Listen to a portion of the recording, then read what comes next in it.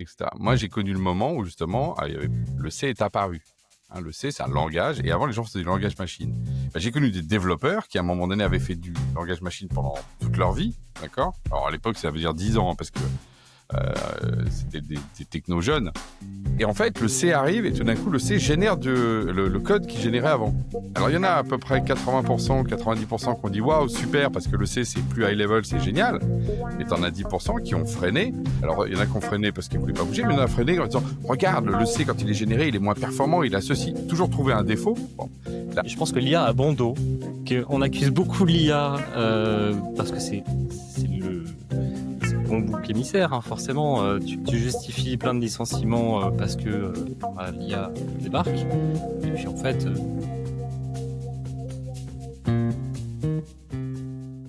Aujourd'hui, on va trancher une question qui divise la tech. Faut-il encore apprendre à coder?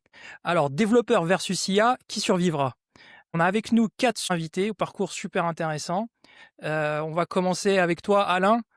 Alain, toi qui es le CEO et fondateur de Jamespot, on a vraiment beaucoup de chance de t'avoir. Hein. Tu es un vieux briscard, vétéran du secteur, avec un gros passif avec la tech, l'IA. Et, tu as commencé ta carrière en 93 après un diplôme d'ingénieur. Ça fait quoi, environ 32 ans que tu as commencé? C'est énorme. Je pense que tu as beaucoup de choses à nous dire. Bonjour à tous, mais encore Yacine de nous réunir pour parler de ce sujet qui est effectivement plein d'actualité. Donc pour me présenter, effectivement, moi je suis un enfant de la tech, je suis tombé dedans depuis que je suis tout petit, j'ai fait que ça, j'ai fait des boîtes de tech en fait. Et effectivement en 93 j'ai monté ma première boîte, donc Arisem, qui était effectivement déjà dans l'IA. Donc c'est intéressant aussi, on fera le lien avec l'IA du passé, hein, l'IA que les moins de 20 ans ne peuvent pas connaître. Et en fait c'est ma troisième boîte aujourd'hui avec Jamespot, hein, je pourrais revenir un peu sur le parcours. Et Jamespot, aujourd'hui, on est une boîte de SaaS. Voilà, SaaS B2B. Hein. C'est-à-dire qu'on fait des logiciels pour les entreprises, à plus de 400 000 utilisateurs, 300 clients.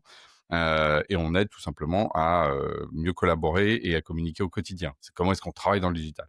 Et ce qui est intéressant, c'est que la boîte a 20 ans, on est une boîte bootstrap, on a été créé en 2005. Donc, les questions, effectivement, en particulier de l'IA, qu'est-ce qu'on peut faire dedans, mais surtout, qu'est-ce qu'on peut faire pour nos développeurs, parce qu'on a pas mal de développeurs, on est une boîte de 50 à peu près. Qu'est-ce que ça apporte pour eux, qu'est-ce qui se passe? Et puis moi, je pourrais faire le lien, effectivement, avec ce qui s'est passé dans les différentes vagues autour du dev depuis les années 90, parce que c'est pas la première fois qu'il y a des accélérations comme ça, plus ou moins brutales.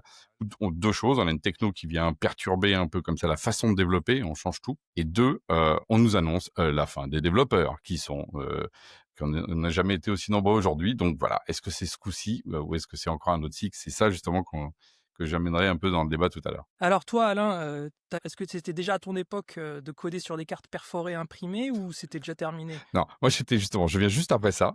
On a déjà les supports magnétiques. Pour la Gen Z, les cartes perforées imprimées, c'était ce qui permettait d'écrire et de compiler et d'exécuter même le code. C'était je crois des perforateurs de cartes. Bon, maintenant on fait plus. C'est joli dans les brocantes. C'était comme ça qu'on commençait à programmer au début. Ouais, moi je suis arrivé juste après ça, hein, voilà. Juste après ça dans les années 80, parce que moi en fait j'ai acheté un ordinateur que j'ai importé, parce qu'à l'époque il n'y en avait pas en France, quand j'avais 14 ans, hein, pour vous donner un peu le truc. Et à l'époque on avait déjà en fait des supports magnétiques, c'était les fameuses cassettes. Vous savez, les cassettes qui tournent et on sauvait des programmes pendant une demi-heure pour avoir juste voilà. Et j'avais 1 kilo-octet de mémoire dans mon ordinateur magnifique, donc vous voyez par rapport aux gigas qu'on a aujourd'hui, faut aussi voir un peu cette évolution. Ce qui est intéressant, c'est que déjà à l'époque par exemple, si on prend ça, il y avait des gens qui codaient en langage machine et c'était très difficile. Et il y a eu l'apparition des langages, alors qu'ils nous paraissent évidents aujourd'hui, hein, mais comme le BASIC ou le C. Et tout d'un coup, les gens, les développeurs étaient plus du tout de la même trempe. Parce qu'en fait, c'était beaucoup plus facile. Et c'est pour ça qu'on a eu des jeunes geeks qui ont pu faire du BASIC et du C, là où avant, on n'avait que des ingénieurs chevronnés qui avaient fait ça. Donc, déjà, il y a eu un moment d'accélération comme ça des devs qui a démocratisé une première fois. C'est arrivé plein d'autres fois, des cycles comme ça. C'est arrivé avec les LKG, c'est arrivé quand il y a eu les bases de données, c'est arrivé quand il y a eu justement les moteurs de framework, tout ce qui fait qu'on peut justement faire du code. Voilà, donc l'histoire, elle est assez multiple par rapport à ça. Et moi, j'ai arrêté de coder. Par contre, faut dire la vérité, il y a à peu près une bonne dizaine d'années, quand la boîte a grandi, 3e cycle de boîte, où là, moi, je suis plus centré aujourd'hui en fonction de CEO, product centrique. Mais comme vous le voyez, je suis toujours dans la tech. Et aujourd'hui, par exemple, je suis avec le CTO aux commandes de comment on transforme Jamespot à travers cette production d'IA. C'est-à-dire que moi, je pourrais donner aussi des retours, y compris des retours techniques, mais des retours humains aussi. Qu'est-ce qui se passe concrètement dans la vraie vie et pas juste sur les blogs de ceux qui racontent des choses, que ce soit dans un sens ou dans l'autre. Donc on arrive progressivement là, on va parler d'IA, mais j'ai vu dans ton parcours que l'IA, toi, tu as pas commencé en 2022, l'IA, tu as commencé avant. Oui, bah, l'IA, il faut voir qu'en fait, l'IA, c'est un grand fantasme. En fait, dès qu'on a inventé les ordinateurs, on a inventé l'IA. Moi, quand j'arrive effectivement dans les années 80-90, c'est mon projet, c'était de faire justement un ordinateur qui parle aux humains. Et donc, l'IA, on en faisait déjà à l'époque, donc ce qu'on appelait l'IA symbolique, hein, c'est-à-dire qu'en fait, on avait plutôt des moteurs, ce qu'on appelle d'inférence, c'est-à-dire que c'était avec des symboles dans lesquels, bah, si j'ai ça, alors je fais ça. Si je vois un chat, je dis que c'est un animal. Des choses très, très, très mécaniques vis-à-vis de ça. Et moi, j'avais fait le premier, enfin à l'époque, un truc qui était une espèce de, on va dire un psy aujourd'hui, on dirait, on lui parlait, et en fait, il répondait en prenant nos mots et en faisant de manière aléatoire, mais en reprenant nos mots, et on retrouve un peu ce qui se passe avec ChatGPT, mais à un niveau qui est extrêmement basique et frugal, quoi. Alors c'était assez rigolo parce que le truc était assez, il y avait ce côté un peu humain qu'on retrouve avec ChatGPT. Donc ça, c'est ce que j'ai fait dans les années 90. Puis après, en 2000, la boîte, elle a carrément explosé en termes de croissance en apportant des fonctions d'IA qui étaient comment j'analyse des grands textes. Faut pas oublier que le web arrivait, les documents étaient partagés. Il faut voir que les années 90, c'est ça aussi. Ouais. Il y a eu un temps où il n'y avait pas le web, hein, je veux le rappeler. Et là, tout d'un coup, en fait, ce qu'on a fait, on a fait des moteurs de recherche basés sur l'IA. Parce qu'à un moment donné, en fait, on était capable justement de dire, je vais rechercher un médicament, et donc si je trouve l'aspirine, c'est un médicament. Donc on avait ARISEM, Artificial Intelligence and Semantics, on faisait de la sémantique, et c'était à l'époque incroyable de pouvoir dire, je veux les médicaments, et on récupérait de l'aspirine. Ça peut paraître aujourd'hui un peu basique, mais à l'époque, l'IA symbolique, c'était hyper important. Et puis il y a eu la séparation avec l'IA qu'on appelle computationnelle, c'est-à-dire ce qui est la base aujourd'hui de l'IA générative, où là, c'était plutôt pour les chiffres, hein, et donc les réseaux de neurones. Donc là aussi, moi, j'ai bossé là-dedans. Sauf qu'à l'époque, là, aujourd'hui, on parle de milliards de modèles avec des milliards de paramètres. À l'époque, quand on avait 3 couches de réseaux de neurones avec 100 neurones, on était tout fiers, quoi. Donc, il faut voir que mais ça faisait déjà des trucs intéressants, mais plutôt pour du calcul, plutôt pour dire, par exemple, est-ce qu'il y a des tâches de vache, par exemple, un truc tout simple, hein, Peugeot l'utilisait pour découper les tâches de vache sur ces fauteuils de voiture pour maximiser en fait la découpe du cuir. Vous voyez, des trucs qui a l'air un peu. Et là, l'IA a été très très utilisée. Et puis là, l'IA générative, c'est la rencontre de ces deux mondes. C'est-à-dire qu'on fait de la symbolique parce que la preuve, vous avez des tokens, vous avez des mots et vous lui parlez. Et en même temps, il y a une espèce de compréhension, en tout cas une adaptation comme dans les réseaux de neurones, et à une puissance de milliards de paramètres qui fait que on sait même pas la profondeur, je pense, computationnelle de ces modèles. D'ailleurs, les gens eux-mêmes qui le produisent ne savent pas vraiment expliquer tout ce qui se passe à l'intérieur de tout ça, mais ça marche. Voilà. Donc c'est ça qu'on vit aujourd'hui, et c'est quand même assez. Enfin, pour moi qui suis, toi, vous avez vu, hein, je suis toujours aussi, je suis peut-être un vétéran, mais toujours aussi excité par la tech. Moi, je trouve que c'est un moment incroyable, quoi, un moment génial. Enfin, voilà, faut dire les choses. Clara, toi, c'est assez particulier parce que tu es chargée marketing et communication chez Bicast, une société que j'ai cofondée il Ouais. y a maintenant 10 ans. Alors qu'est-ce que c'est que Bicast? Alors c'est marrant de poser la question alors que je pense que je pourrais le pitcher aussi. Est-ce que tu peux nous présenter rapidement Bicast et ton rôle chez Bicast? Ouais, bien sûr. Bah, en très court, hein, Bicast, c'est avant tout un outil de collaboration en ligne, voilà, qui va permettre de rendre alors les réunions, les formations plus interactives, plus engageantes.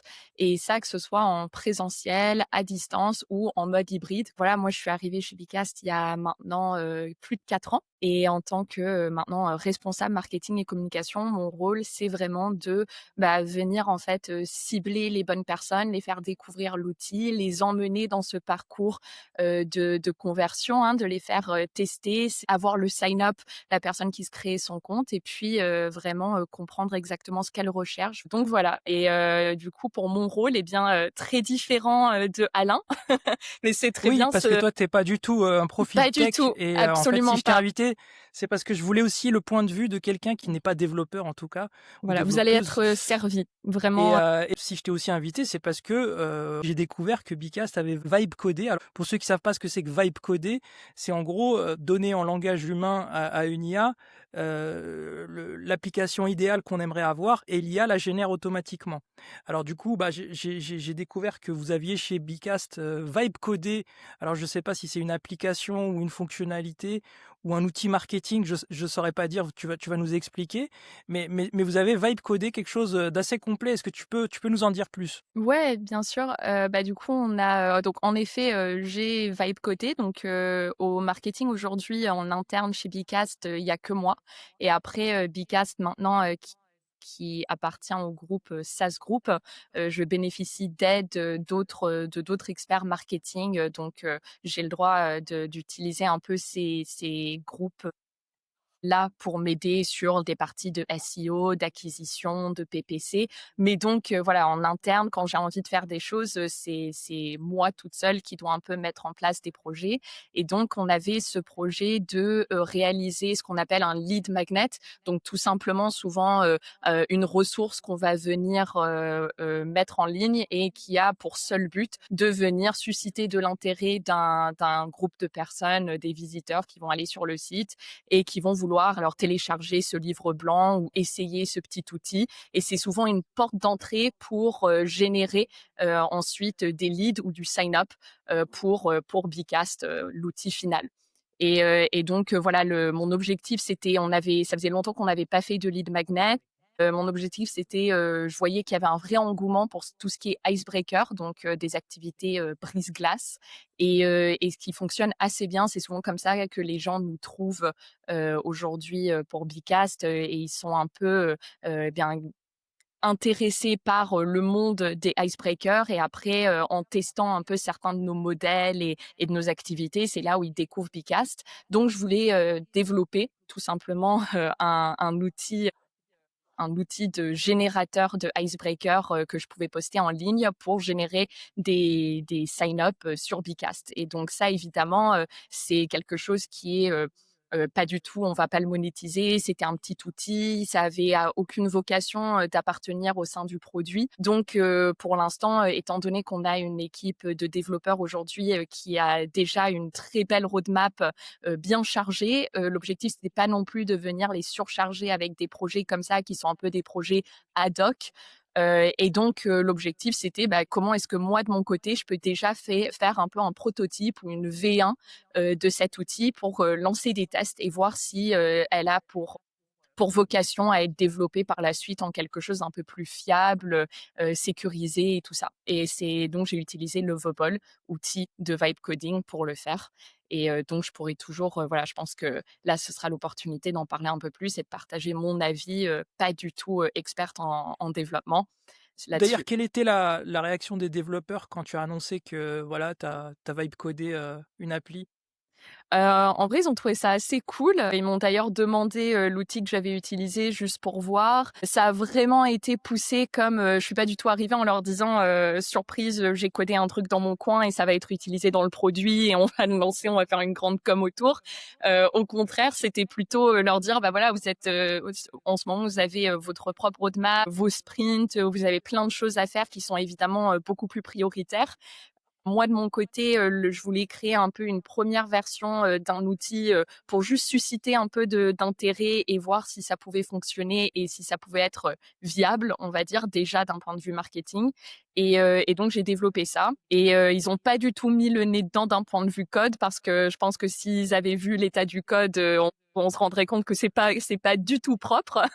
Mais ils étaient plutôt, on va dire, je sais pas si impressionnés serait le mot, mais en tout cas, ils avaient trouvé ça assez sympa, l'idée de pouvoir, créer un peu des maquettes, voir un peu, finalement le côté, très créatif du marketing où finalement, j'ai pas les bonnes, ressources et l'expertise pour coder quoi que ce soit. Mais par contre, pour venir, juste brainstormer et y venir en fait, avoir, amener une idée vers quelque chose de plus concret.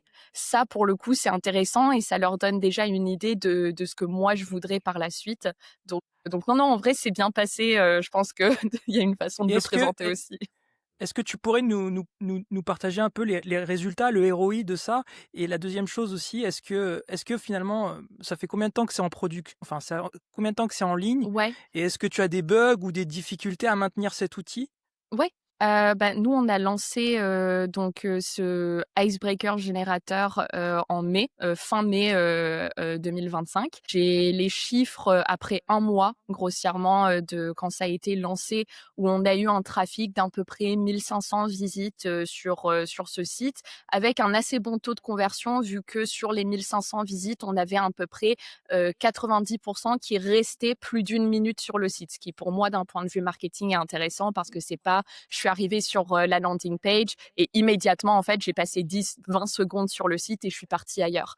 Donc, le fait que les gens restent un peu et surtout, on a un bon taux de clic vers la création d'un compte, ça, c'est des choses qui, pour nous, indiquaient qu'il y a un réel intérêt pour ce type d'outils. Mmh. Après, ce que moi j'apprécie, c'est que j'ai développé ça avec Lovable et Lovable me permet de faire des mises en production très, très rapides, c'est rien de très compliqué.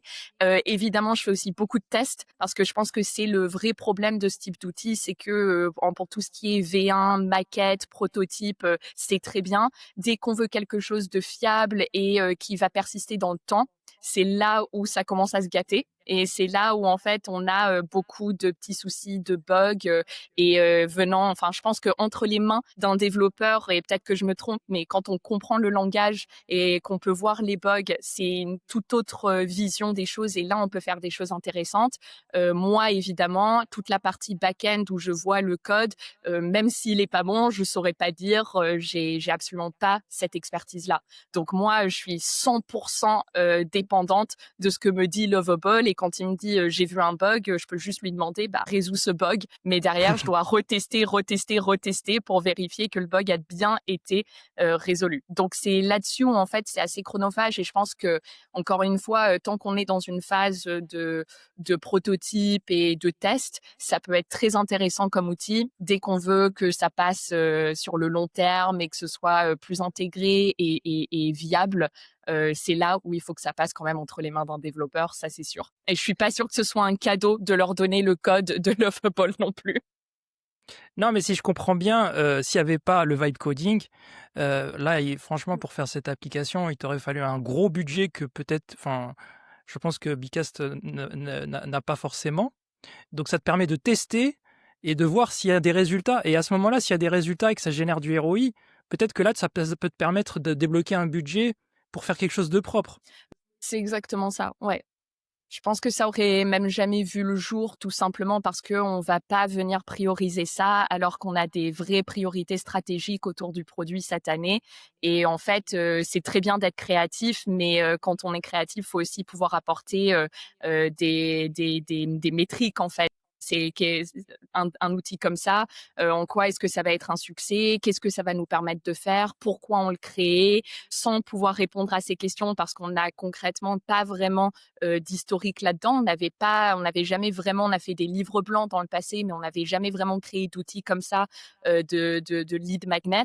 Donc, juste demander du temps et des ressources côté produit et tech, demander de passer du temps là-dessus alors qu'on a concrètement pas vraiment des bases très solides de pourquoi on voudrait lancer ce projet. Je pense que voilà, pour moi, c'est évident que Lovable m'a permis de créer quelque chose, de le tester. On a à peu près les 1500 visiteurs au bout d'un mois, des gens qui testent, des plutôt bons retours, surtout côté client qui finalement l'utilisent. Ils aiment bien ce que ça dépanne. C'est un petit icebreaker. J'ai une réunion dans 10 minutes. Je veux juste avoir ma petite question pour démarrer ma réunion avec mon équipe et ça passe très bien. Mais c'est sûr que voilà, moi, ça me permet de pas demander ce temps-là à l'équipe dev et de faire des choses un peu de mon côté qui ensuite, si on voit qu'il y a ces métriques de succès qui sont bien là et on arrive à avoir des choses intéressantes et des résultats pertinents, là, on peut passer à une V2 et là, ça peut passer entre les mains de l'équipe produit avec des vrais specs où on peut peut-être imaginer demander à un de nos développeurs d'y passer un peu plus de temps, ouais, clairement. Ok, mais du coup, là, c'est quoi les prochaines étapes? Donc là, avec l'icebreaker générateur, pour l'instant, ça nous a permis déjà de voir qu'il y a un réel intérêt pour l'IA au sein de notre produit, dans le sens où les gens qui ont testé nous ont dit ah ouais c'est top, mais maintenant j'adorerais voir un truc comme ça dans Bicast directement et pas comme un outil en plus à côté externe. Et donc là, c'est très cool. On va bientôt faire un hackathon autour de l'IA où là, c'est pareil, un hackathon, on a posé un peu un brief et on a invité tout le monde de SAS Group à y participer. Donc, en fait, qu'on soit développeur, marketeur, responsable de communication, assistant support, voilà, n'importe qui peut rentrer dans cet hackathon, utiliser Lovable pour nous faire une maquette qui va venir répondre à un premier enjeu de l'IA dans Bicast. Et ça, c'est des choses où finalement, c'est une vraie collaboration, un brainstorming où tout le monde peut avoir des très bonnes idées, mais pas tout le monde a l'expérience nécessaire pour venir réaliser des maquettes. Et à partir du moment où on aura ces idées, ça nous permettra évidemment d'imaginer des V2 beaucoup plus fiables et on va dire, là pour le coup, vraiment mettre ça entre les mains des experts, produits, dev, voilà, toute l'équipe qui fait très bien son travail. Mais c'est vrai que c'est surtout, des V2 qui viennent, nous faire réfléchir à, demain, l'IA dans Bicast, est-ce que ça se passe, côté icebreaker? Est-ce que ça se passe dans l'analyse des résultats? Est-ce que ça se pose, dans la création de contenu? Voilà, donc c'est un peu, dans quel sens partir, vu que l'IA aujourd'hui ouvre énormément de portes dans le produit et que je pense qu'il y a beaucoup, beaucoup de boîtes qui commencent à faire de l'IA pour faire de l'IA et nous, on voudrait quand même d'abord vérifier, est-ce qu'on va répondre à la bonne problématique en créant une fonctionnalité IA. Merci Clara. On a aussi avec nous Élodie Turlier. Donc Élodie, tu es développeuse web, je crois, depuis 2011, en regardant sur ton LinkedIn. Tu es à Toulouse, c'est ça? Ouais, c'est ça. Et tu as une agence, je crois, ou un cabinet de conseil en ce moment. Reconverti, ouais. Donc tu es reconverti, donc tu as je crois que tu as une agence où tu accompagnes des entrepreneurs. Je suis en train de me lancer là-dedans. En fait, ça fait depuis 2011 que je fais du dev. Bon, du coup, ça se passait super bien, mais sur les dernières années, en fait, avec l'IA, je me suis rendu compte que ça pouvait solutionner pas mal de choses autour du développement logiciel. Alors pas que faire du code, parce que moi c'est mon métier à moi et que ça m'aide au quotidien, mais aussi tout le long de la chaîne de production de développement logiciel, que ce soit de la captation des besoins, de expliquer le besoin qu'on a aux développeurs, que la partie marketing part avec les développeurs, de parler avec les gens qui font du design. Il y a plein de petites frictions en fait dans le quotidien du développement produit et en fait, je me suis rendu compte que de placer un peu d'intelligence artificielle, ça peut, grandement lisser ces problématiques et ça amène même à un peu un décloisonnement des métiers. En fait, les gens arrivent à mieux se retrouver, autour d'un outil ou d'une façon de collaborer ensemble et donc du coup, depuis quelques mois, voilà, je suis en train de monter une agence pour, aider à cette transition dans les entreprises. Donc, ça va être bien d'avoir ton point de vue côté développeur, on va dire développeuse. C'est rare, hein, on a plutôt l'habitude de dire développeur, mais c'est génial d'avoir avec nous une développeuse. Comme quoi, enfin, il faut pas oublier que, enfin, Il y a des je couperai au montage. J'allais dire une connerie. J'allais dire que c'est bien qu'il y ait des femmes avec, enfin, dans la tech, quoi, et qu'il n'y ait pas que des hommes. Et donc, Élodie, tu utilises toi l'IA pour coder. Tu as même publié un guide. C'est comme ça que je t'ai connu pour apprendre à coder avec Claude Code, qui est un de mes agents IA préférés pour coder. Tu peux nous en dire plus? Oui, oui, c'est un outil que j'utilise depuis, un petit moment. En fait, j'ai testé plein d'outils, plein de façons de faire et cetera et en fait, je me suis rendu compte en parlant avec d'autres développeurs que en fait, dans le quotidien, on n'a pas le temps de tester les outils, on n'a pas le temps de lire les documentations, à fond. On doit livrer, on a plein de trucs à faire déjà. Du coup, c'est compliqué et j'aime bien en fait, je fais un peu de création de contenu sur LinkedIn où j'essaye de transmettre un peu les choses que j'ai appris et en fait, plusieurs personnes m'ont demandé quel outil j'utilisais, est-ce que j'avais des tips et cetera et du coup, je me suis dit: «Bon allez, je vais tenter de faire un 1er guide, vraiment qui permet de se lancer, quoi, en fait». Il est vraiment, Ouais. il y a un peu tout, comment on le configure, un petit peu comment ça marche et cetera et au final, ça a bien marché et j'ai eu pas mal de retours, donc c'est cool et pas que de développeurs d'ailleurs, c'était rigolo. Et du coup, ça en fait, on voit que enfin, tout le monde est intéressé par, essayer de se lancer dedans, essayer de comprendre les mécaniques, voir qu'en fait, il suffit de se lancer pour avancer, quoi et donc voilà, D'accord. j'essaye de faire la V2 en ce moment. Tu parles aussi, d'une méthode, de ta méthode ou d'une méthode, on va dire, qui est, IA driven. C'est quoi cette méthode? C'est quoi les grands principes de cette méthode? Le principe, c'est qu'en fait, tu vas t'aider de l'intelligence artificielle pour brainstormer, pour, créer et cetera. En fait, le principe, on va dire pas philosophique, mais ça serait que 80 de ce que tu as besoin va être généré par l'IA en lui donnant les bons entrants, le contexte, enfin toutes les infos qu'il faut. Enfin, quand on est développeur, c'est un peu la partie conception qu'on fait, avec l'IA et en fait, après, elle va être capable de générer quand même une bonne partie du travail qu'on a à faire et après, bah, forcément, il y a un peu d'ajustement donc tu as 20 de petites choses à corriger mais voilà, le principe de la méthode, c'est ça. C'est de se faire guider par l'IA en l'ayant bien, structuré, configuré en amont. D'accord. Et toi, Godefroy, donc tu es le CEO de alors, Élodie, toi, tu es à Toulouse, c'est ça? Oui.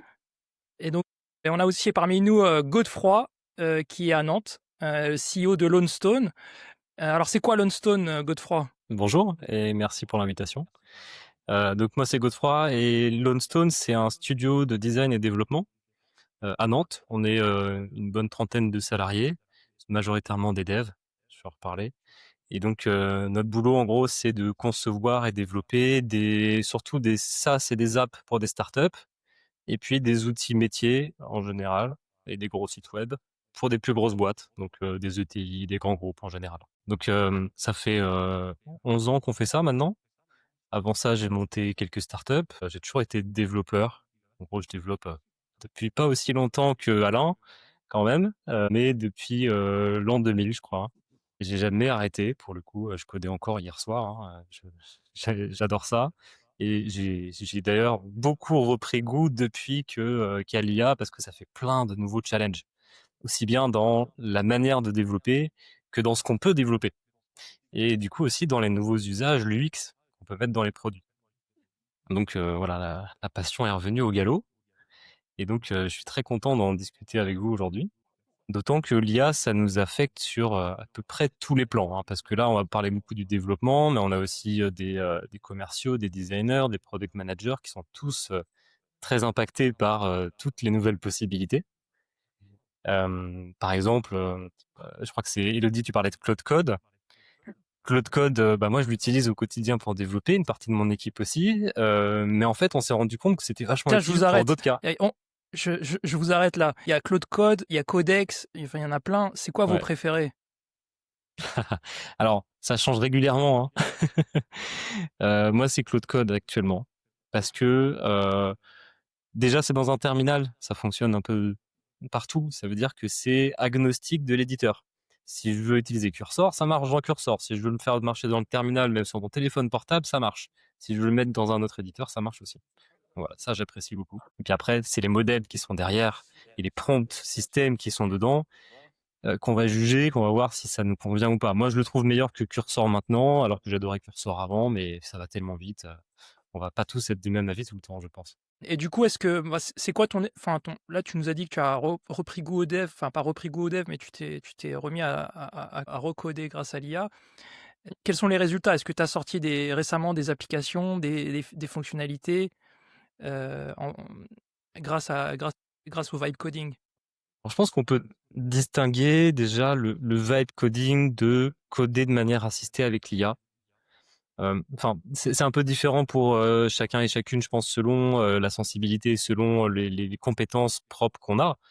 Euh, Parce que, par exemple, le vibe coding, ça peut être pour certaines personnes à peine regarder le code et surtout se soucier de ce qu'on veut, les spécifications, le rendu. Et donc, en fait, ça va demander surtout des compétences de spécification, de design, de business aussi, hein, pour savoir vraiment de quoi le marché a besoin et puis aussi euh, parler aux utilisateurs et tester tout ça.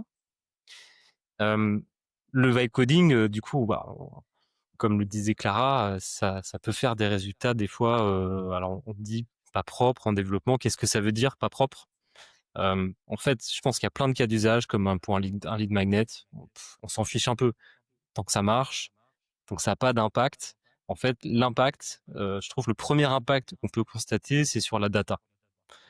C'est-à-dire que Ton code front, il peut changer autant que tu veux. Tu peux refactor ton front, c'est pas un souci. Le back-end, par contre, c'est toujours un peu plus dur parce que ton modèle de données, s'il est pas bien conçu et que tu commences à avoir de la donnée qui arrive de tes utilisateurs, ça va être beaucoup plus dur de le changer plus tard.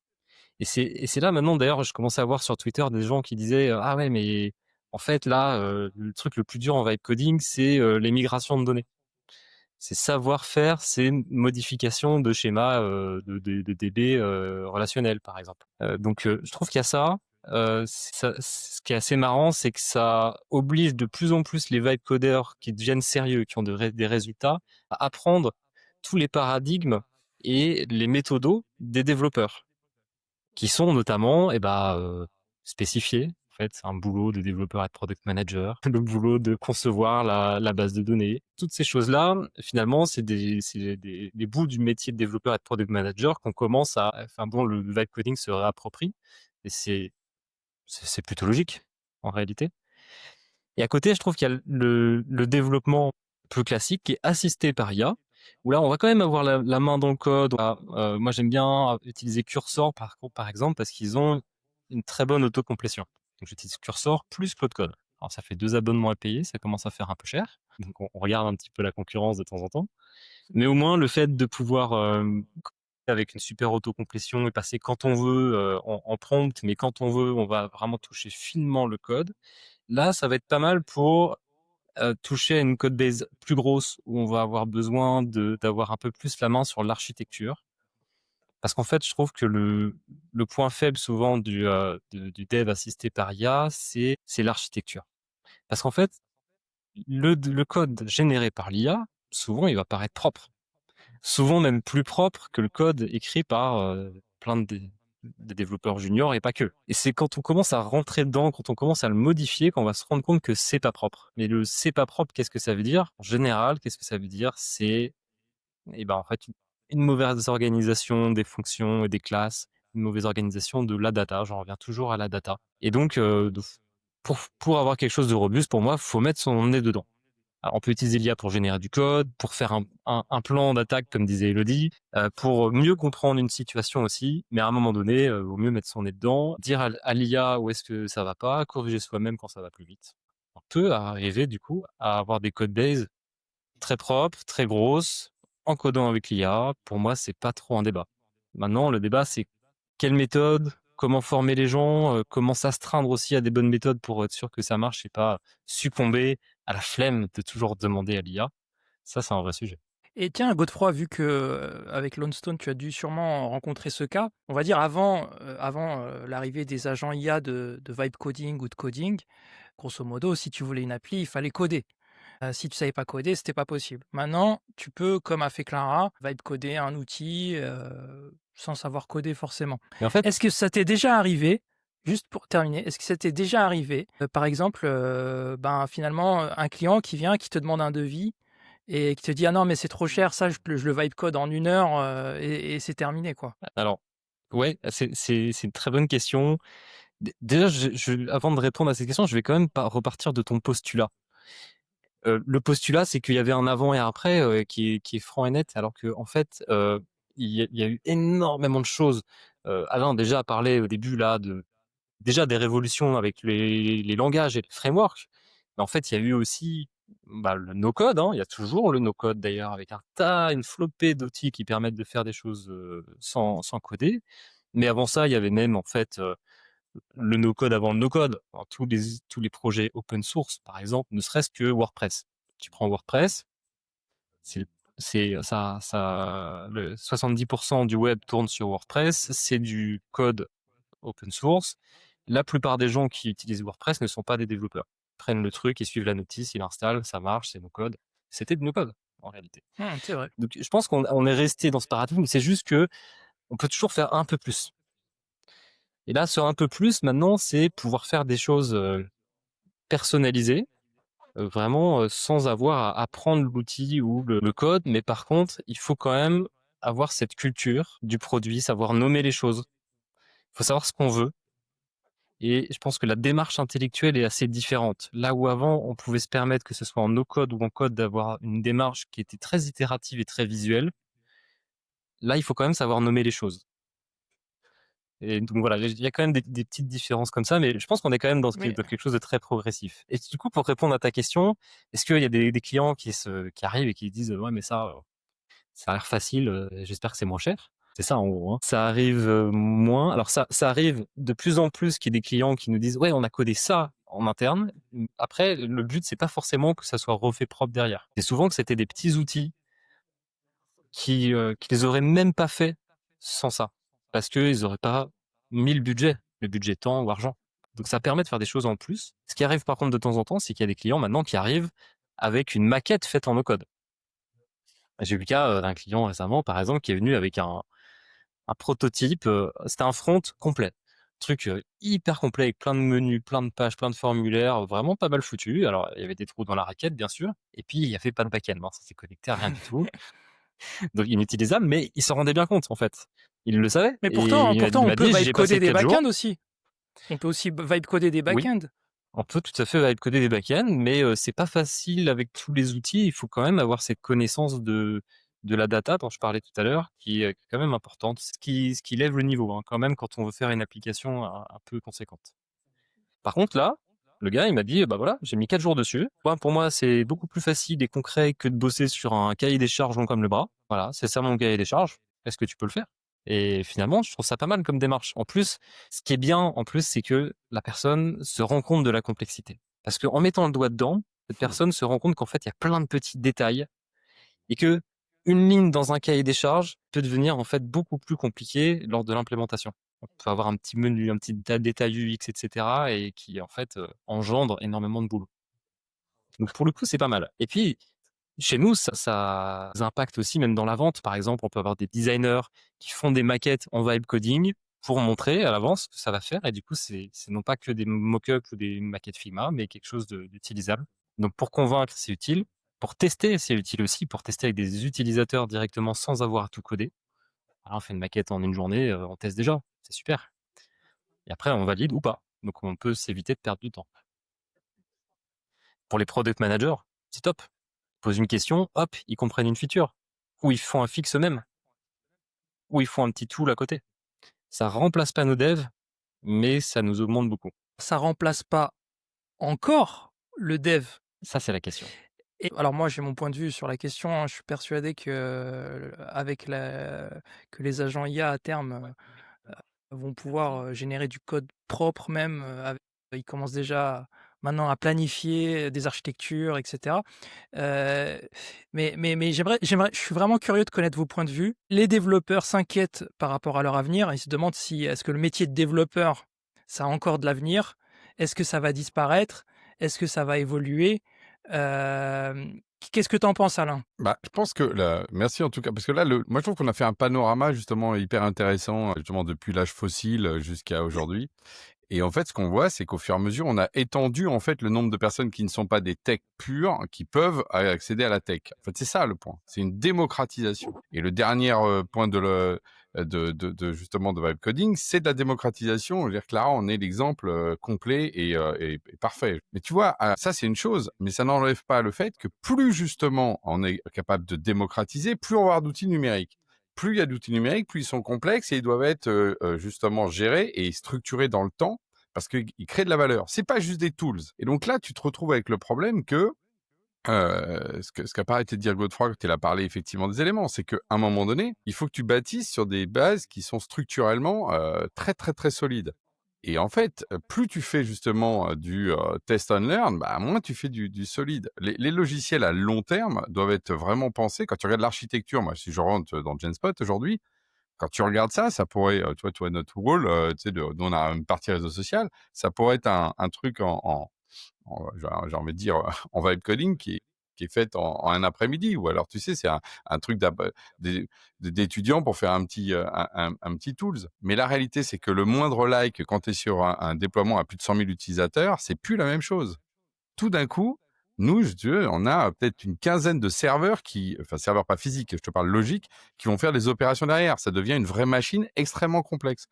Et donc là, Oui, chaque petit bout pourrait peut-être être généré par l'IA, mais à un moment donné, le grand tout, de toute façon, il lui faut du temps pour se construire. C'est comme une cathédrale, ça se fait pas en 2 minutes. Penser qu'à un moment donné, les développeurs vont être sortis de ça, moi, ce que j'ai vu, c'est qu'au contraire, systématiquement, les développeurs ont toujours été là pour justement structurer le long terme. Et on a laissé le court terme, par contre, à ces fameux outils. Alors, c'était à l'époque les L4G. Après, ça a été effectivement toute la génération plutôt des frameworks open source. Donc, WordPress, c'est vraiment le bon exemple. Et puis, après, on a eu le no-code et maintenant, on a l'IA. Voilà. Mais en fait, quand tu regardes, c'est pas la même chose que de penser structurellement un produit à long terme, par exemple, parce que tu penses pas seulement le produit, mais tu penses son déploiement en multi-instance, en multi-cloud. Enfin, tu as tout d'un coup un nombre de points. Alors, on peut toujours dire, ouais, l'IA finira par résoudre ça. Mais le jour où ça résout ça, ce que je crois qui est pas près d'arriver, alors oui, c'est ceux qui prônent l'AGI, l'intelligence supérieure à l'humain. Ouais, dans ce cas-là, on sera dépassé, mais surtout, on s'en va déposer sur les développeurs, on sera développé sur tout. Donc là, la question plutôt du rapport homme-machine sera encore différent. Il y a une hypothèse comme ça de science-fiction, mais moi, ce que je dis souvent, c'est qu'avant de se jeter sur cette hypothèse de science-fiction, parce qu'effectivement, elle fait rêver, fantasmer, peur ou ce qu'on veut, déjà, je pense que les 10 prochaines années, c'est pas celle-là. On a 10 années euh, à, à tout simplement intégrer l'IA dans toute la chaîne de production, augmenter encore d'un facteur 0 le nombre de personnes qui font des applications. C'est ça, le truc. Aujourd'hui, ils sont peut-être des millions, peut-être on attend un milliard. En fait, c'est ça le truc. C'est-à-dire qu'ils sont aussi nombreux à faire des applications qui sont aujourd'hui à utiliser WhatsApp. Parce que je rappelle que l'humanité aujourd'hui consomme du logiciel mais n'en produit pas. Quand tu regardes en proportion. Donc, je pense que c'est plutôt ça qu'on va voir. Et puis, de l'autre, des développeurs qui vont venir appuyer cette capacité-là en structurant justement les applications dont on aura besoin, qu'elles soient solides, pérennes. Et par exemple, la question de l'évolution est essentielle. Comment faire évoluer une application, c'est souvent plus compliqué que l'application elle-même. Moi, mon problème principal, aujourd'hui, c'est de gérer mon legacy. C'est que c'est super que j'ai créé des choses en 2005, c'est super. Enfin, c'est pas une bonne idée d'avoir du code de 2005. Et pourtant, c'est parce que j'ai des trucs de 2005, c'est de la valeur. Donc, c'est un peu comme, je reviens à ma cathédrale. Une cathédrale, c'est de la valeur parce que ça date du 15e siècle. Mais au 15e siècle, on faisait pas des poutres en acier. Et donc, comment on fait? Et il faut changer ça. Et pourtant, les gens, en plus, veulent continuer à vivre aussi cette expérience. Donc, c'est plutôt ça pour moi que je vois. Donc, on va pas, les développeurs vont pas être remplacés. Ils vont se déplacer un petit peu dans la chaîne de valeur, ce qui est déjà le cas. Donc oui, le Mais développeur. je pense qu'il faut en revenir à la définition même de c'est quoi un développeur, c'est quoi son rôle. Je sais Bah, pas si l'un de vous a une idée s'il peut nous dire ce qu'il pense que c'est qu'un développeur. Déjà, pour répondre à ça, je pense que je voudrais attirer l'attention sur un petit détail qui n'en est pas un. Je pense que vous connaissez tous les situations où on a une équipe produit, par exemple, avec un chef, un CEO ou un product manager qui comprend pas pourquoi tel développement ne se déroule pas comme prévu. Puis les développeurs qui disent ah ouais, mais ce ticket il n'était pas bien spécifié, et puis on avait oublié celui-là, et puis on n'a pas envisagé tous ces cas de figure, etc. Et en fait, on se rend compte que si on veut matcher vraiment le boulot de développeur avec le boulot de ticket, de spécification, il faut arriver au même niveau de langage. Il faut arriver à des specs qui soient suffisamment complètes et finalement, c'est le code, ça devient le code. Ce que ça veut dire, c'est que une équipe produit fonctionnelle là actuellement ne peut pas se permettre évidemment d'avoir un product manager qui est spécifié aussi bien que du code, sinon ça serait un développeur. Donc ça veut dire qu'il faut avoir une agilité nécessaire, et c'est pour ça qu'on parle toujours d'agilité aussi, pour se dire, ok, c'est un processus itératif où on découvre et on peut pas tout spécifier en amont, on est obligé de faire très macro, et puis c'est quand on est en train de bosser ensemble en équipe qu'on va trouver en fait tout ce qu'il faut faire. Je pense que cette observation se transpose très bien au développement assisté par IA. C'est-à-dire que à un moment, l'IA, je pense, je vois pas d'impossibilité fondamentale à ce que l'IA fasse toutes les tâches qu'un développeur fait. En revanche, qu'elle décide ce qu'il faut faire dans les moindres détails, ça, j'y crois pas trop. En tout cas, pas avant très longtemps. Parce que il faut une compréhension très profonde de ce que veut l'humain, de quoi il a besoin. Et avant même que l'humain le dise, finalement, parce que c'est souvent dans les échanges et dans les tests qu'on se rend compte de ce qu'on veut vraiment. Alors, pour compléter ça aussi, j'attire votre attention sur le fait qu'on dit souvent des développeurs no-code, qui touchent pourtant à aucune ligne de code. En fait, développeur, ça veut pas forcément faire du code pour moi, c'est développer une solution. Il se trouve que le code, ça marche bien quand même pour développer des trucs, et d'autant plus avec des modèles génératifs textuels. Parce que maintenant, on génère du texte, Donc tout ce qui peut se générer avec du texte, commence à avoir un petit peu plus d'intérêt et le code, c'est le premier. Ce qui fait que, en fait, pour moi, les outils no code qui n'ont pas une source textuelle, surtout open, quelque chose qui puisse être communiqué, challengé, etc., ont un peu de souci à se faire vis-à-vis de toutes les autres solutions qui offrent justement cette possibilité de modification par une IA. Alors Elodie, toi, tu es plutôt d'accord? C'est quoi ton point de vue sur le métier de développeur et surtout aussi, on peut aussi peut-être préciser qui est le plus impacté? Est-ce que c'est parce qu'il y a plusieurs types de développeurs. Il y a des développeurs qui sont plus spécialisés front, c'est-à-dire interface. Il y a des développeurs qui sont spécialisés back-end, c'est-à-dire plus proche de la base de données. On a aussi des développeurs infrastructure, qu'on appelle les DevOps, qui eux des scripts pour déployer des infras, etc. Enfin, des développeurs, il y a plusieurs types aussi. C'est quoi, tu penses, les développeurs qui sont le plus impactés par l'IA et ceux qui sont le plus protégés, on va dire? Je pense que tout développeur est un peu touché par l'IA aujourd'hui. Je pense qu'à n'importe quel métier dans le développement, même quand on est DevOps, il y a plein d'outils autour de ça. Donc franchement, l'IA, pour moi, c'est vraiment un outil qui aide. Ça va pas remplacer non plus le métier de développeur parce enfin, pour moi, être développeur, c'est hyper large. Je fais pas juste écrire des lignes de code toute la journée. Je suis capable de comprendre le produit, je suis capable de le challenger, je suis capable de voir, parce que moi, je fais du front, que visuellement, il y a des choses qui vont pas. Enfin, il a une plus-value métier, le développeur aujourd'hui, vraiment, plus que juste technique. Il est là pour builder une solution et il vient challenger ça avec ses connaissances techniques parce que bon, en théorie, tout est réalisable, mais des fois, plus ou moins long, quoi. Mais au moins, voilà, le développeur, il a une vision assez globale et je pense que le métier, il va de plus en plus s'étendre à ça et d'ailleurs, c'est ce qu'on voit dans les offres d'emploi. Aujourd'hui, on cherche un développeur qui sait tout faire. On va lui dire: «Il faut faire enfin, l'idée du produit, c'est ça» et en fait, il va designer, il va développer, il va mettre en production, enfin, il fait tout. Ah bah, vu que tu parles d'offres d'emploi, je crois que Meta, maintenant, autorise les développeurs à utiliser l'IA dans les tests de recrutement. Bah, Vous après, pensez que c'est une bonne chose? Parce qu'il y a encore beaucoup, beaucoup d'offres d'emploi où les développeurs n'ont pas le droit d'utiliser l'IA pour passer le test. ouais, c'est comme si on nous demandait de passer des tests techniques sur, Notepad. Sur papier. Sur un papier. Il faut revenir au papier. Mais, Puis après, il y avait pas... en fait, pourquoi je dis ça? Parce que pour organiser ce podcast, j'ai essayé de trouver des développeurs, enfin j'en ai trouvé. J'ai trouvé des développeurs qui sont absolument contre l'utilisation de l'IA et qui codent tout et qui veulent pas entendre parler d'IA, même si ils savent ce que l'IA fait. Il me dit absolument pas, je veux pas de ce virus dans mon éditeur de code. Et le comble, c'est que je les ai invités à ce podcast, je les ai invités à venir aujourd'hui pour défendre leur point de vue, parce qu'ils sont contre. Pour eux, c'est surtout il ne faut pas utiliser d'IA pour coder.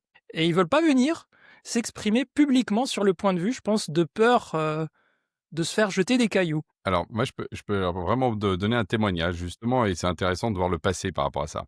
Il y a eu un moment donné, c'est pour ça que je vous ai parlé du C, etc. Moi, j'ai connu le moment où, justement, il y avait pas, le C est apparu. Le C, c'est un langage, et avant, les gens faisaient du langage machine.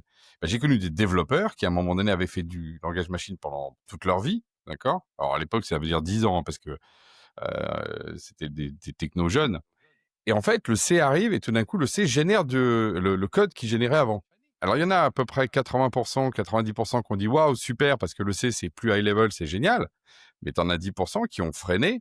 Alors, il y en a qui ont freiné parce qu'ils voulaient pas bouger, mais il y en a freiné en disant regarde, le C, quand il est généré, il est moins performant, il a ceci. Toujours trouver un défaut. Bon, la réalité, c'est que ce qui est intéressant, c'est que si on regarde aujourd'hui, Aujourd'hui, plus personne ne code en langage machine. Si je veux faire un site web. Alors justement, ça que je voulais dire.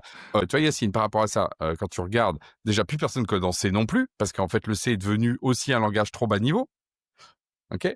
Et il reste encore 0,0001% de développeurs qui font du langage machine, en particulier quand il s'agit, par exemple, d'optimiser du hardware. Par exemple, quand tu es en train d'être en train d'optimiser faire de l'embarqué, ouais. Faire de l'embarqué ou des cartes mères ou des choses sur lesquelles, justement, tu vas gagner un cycle tous les 1000 et je peux te dire qu'il compte. Mais on est d'accord, c'est une exception. Donc, on a la même chose qui est en train de se passer. Moi, je pense que si on le voit de manière dichotomique en disant Une fois que je fais de l'IA, j'ai plus de développeurs au sens je descends dans le code. C'est pas ça. C'est qu'il va y avoir de plus en plus de choses qui vont monter à un niveau méta. Là où avant, il nous fallait des milliers de lignes de code pour décrire, par exemple, des écrans, peut-être demain, tu auras juste à faire un dessin d'un côté ou une expression et tu n'auras plus besoin de le faire. Par contre, ça veut dire que tu seras arrivé à un niveau de contrôle de ton code à ce niveau-là qui sera très fort. Et ça n'empêchera pas, comme disait Godefroy, qu'il faut prendre des décisions.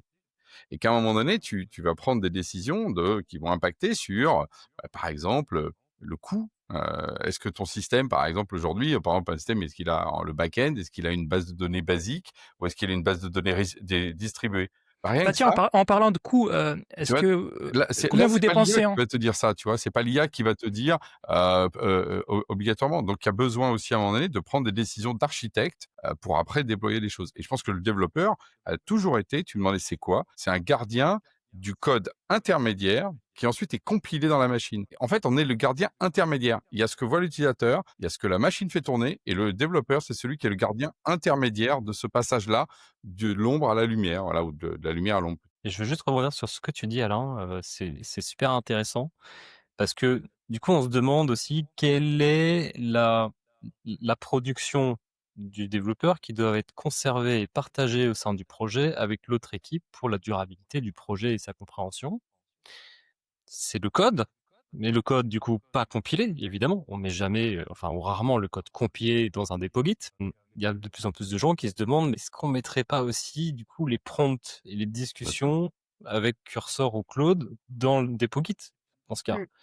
Mais alors, comment on le relie au code source, etc. Et je pense qu'il y a un vrai sujet qui est pas du tout, c'est pas froid encore, hein. C'est encore brûlant, c'est encore très flou et il faut s'attendre à du changement là-dessus. Ça m'étonnerait pas que dans peu de temps, on se retrouve avec des outils dédiés et des vraies méthodologies et même une évidence, qui va, se propager chez les développeurs, qui dit qu'est-ce qu'il faut versionner en plus et qui fait vraiment partie de l'histoire du projet et de sa composition. Juste pour dire, Git 2020, extension, la première fois que j'utilise un versionning de code, c'est fin des années 90, hein, c'est 97. Il faut aussi se dire que, évidemment, il y a une loi qui dit ça, on pense toujours que ça va aller très très vite. Le temps, par exemple, de déploiement sociologique chez les développeurs d'un truc comme Git, qui maintenant laisse une méthodologie universelle de dépôt de code, elle a mis 20 ans. Je sais que tout le monde on se dit toujours que ça allait plus vite le coup d'après. Moi, je pense que, par exemple, ce que vient de dire Godefroy, qui est à mon avis une vraie tendance, ça mettra peut-être, ça va mettre, on va dire, allez, 5-7 ans, voire 10 ans pour se stabiliser et 20 ans pour se démocratiser. Donc, voilà, alors peut-être ce sera un petit peu moins, mais voilà, c'est aussi ces ordres de grandeur qu'il faut avoir en tête par rapport à nos questions sociologiques d'évolution du métier de développeur, de ce qu'on doit faire, etc. Oui, et d'ailleurs, il faut pas s'affoler avec tous les vendeurs de formation ou les gens qui se la pètent un peu sur les réseaux en disant, «J'ai, codé ce truc en, 4 jours et demi, et ça rapporte déjà 90 000 € par mois». par Par jour? par jour. Parfois, c'est vrai, ça reste extrêmement rare. Moi, ce que je constate quand même, c'est que même dans les entreprises, quand même assez avancées dans notre domaine, moi, on vient me toquer à ma porte et me dire: «Tu voudrais pas former nos devs?» on est, heu, on est un peu à la ramasse. Et puis, moi, j'ai pas toutes les équipes pour, les former et même mon équipe, elle est pas entièrement formée à ça parce que, en fait, on s'y met progressivement et avec une disparité importante dans les équipes. J'imagine que dans les vôtres aussi, on va sûrement en parler. En parlant de disparité, aujourd'hui, il y a les devs qui utilisent l'IA pour aller plus vite et il y a les devs qui, on va dire, n'ont rien changé à leurs habitudes. Moi, ce que j'aimerais savoir, c'est est-ce que Alain Godefroy, en tant que chef d'entreprise, hein, et je me mets aussi dans le lot, est-ce que vous avez déjà levé la barre d'exigence en termes de productivité vis-à-vis de vos développeurs ou pas encore? C'est-à-dire, est-ce que vous leur dites: «Bon, avant il te fallait 2 semaines pour livrer ça, je pense maintenant avec, un peu de Claude Code qui va t'aider, bah, j'attends à ce que tu me le livres en 5 jours, quoi». Alors, on se met un peu des challenges comme ça. Après, il y a pas que la rapidité. Il y a aussi, quelle exigence on se donne globalement et par exemple, on peut se permettre de rédiger un peu plus de documentation grâce à l'IA. Et ça, j'observe que nos projets sont mieux documentés depuis un certain temps parce qu'on génère, les 3 quarts automatiquement et on n'a plus qu'à relire et corriger. Donc ça, on apprécie, enfin nos équipes apprécient, puis nos clients aussi, hein, Ah oui, les forcément. développeurs détestent rédiger, hein, c'est sûr, hein. Et tu leur demandes d'écrire du code, pas de souci, mais écrire en français ou en anglais, ça paraît moins productif parce qu'on n'est pas en train de créer un truc qui marche. Et un développeur, il aime créer un truc qui marche. Mmh. Après, il y a plein d'autres trucs. Par exemple, les audits. Les audits, c'est barbant aussi. Sauf que là, maintenant, il y a des missions qu'on prenait pas avant. Des gros audits où on a énormément de documentation, du code de la doc, même des factures, des rapports de réunion, etc., à se farcir, à résumer, à analyser. Là, on fait ça avec Claude Code. On n'a plus qu'à vérifier quand même que ça dit pas trop de conneries, parce que ça peut. Et puis, on arrive à avoir une vision d'ensemble, une rapidité d'exécution qui est inégalée par rapport à avant. Mais là, je, Et sur la productivité pure, oui, c'est une challenge là-dessus. Je pense que c'est très inégal. Effectivement, on se met des petits défis, on n'y arrive pas toujours. Mais effectivement, là, c'était peut-être pas le cas l'année dernière. Là, cette année, je commence à voir des gains de productivité. Non, tu sais, on peut parler de gains de productivité parfois en x2 sur l'écriture de code, mais si on ramène à la globalité du projet, c'est des petits pourcents. Ouais, ça. Parce qu'il n'y a pas du tout que l'écriture du code. Elodie, tu en penses quoi? Est-ce que, bah finalement, ce que tu me dis, Godefroy, c'est en gros, on va pas plus vite, mais on produit plus de choses.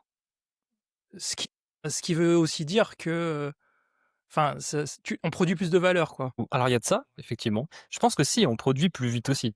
Simplement, il faut pas se leurrer. C'est pas parce que même si on arrive à écrire du code 2 fois plus vite qu'on fait le projet 2 fois plus vite. Parce que dans ton Je crois projet, qu'il y a une étude qui est t'as sortie il y des a pas réunions, longtemps. t'as de la doc, t'as de la réflexion. Un dev, en fait, il passe une petite partie de son temps à écrire du code. Ouais. Et puis C'est, là-dessus, j'avais entendu dire que, enfin, il y a une étude qui est sortie il y a pas longtemps qui disait que, en fait, l'IA donne l'impression aux développeurs d'aller plus vite, alors en fait, ils perdaient même 20% de temps en plus.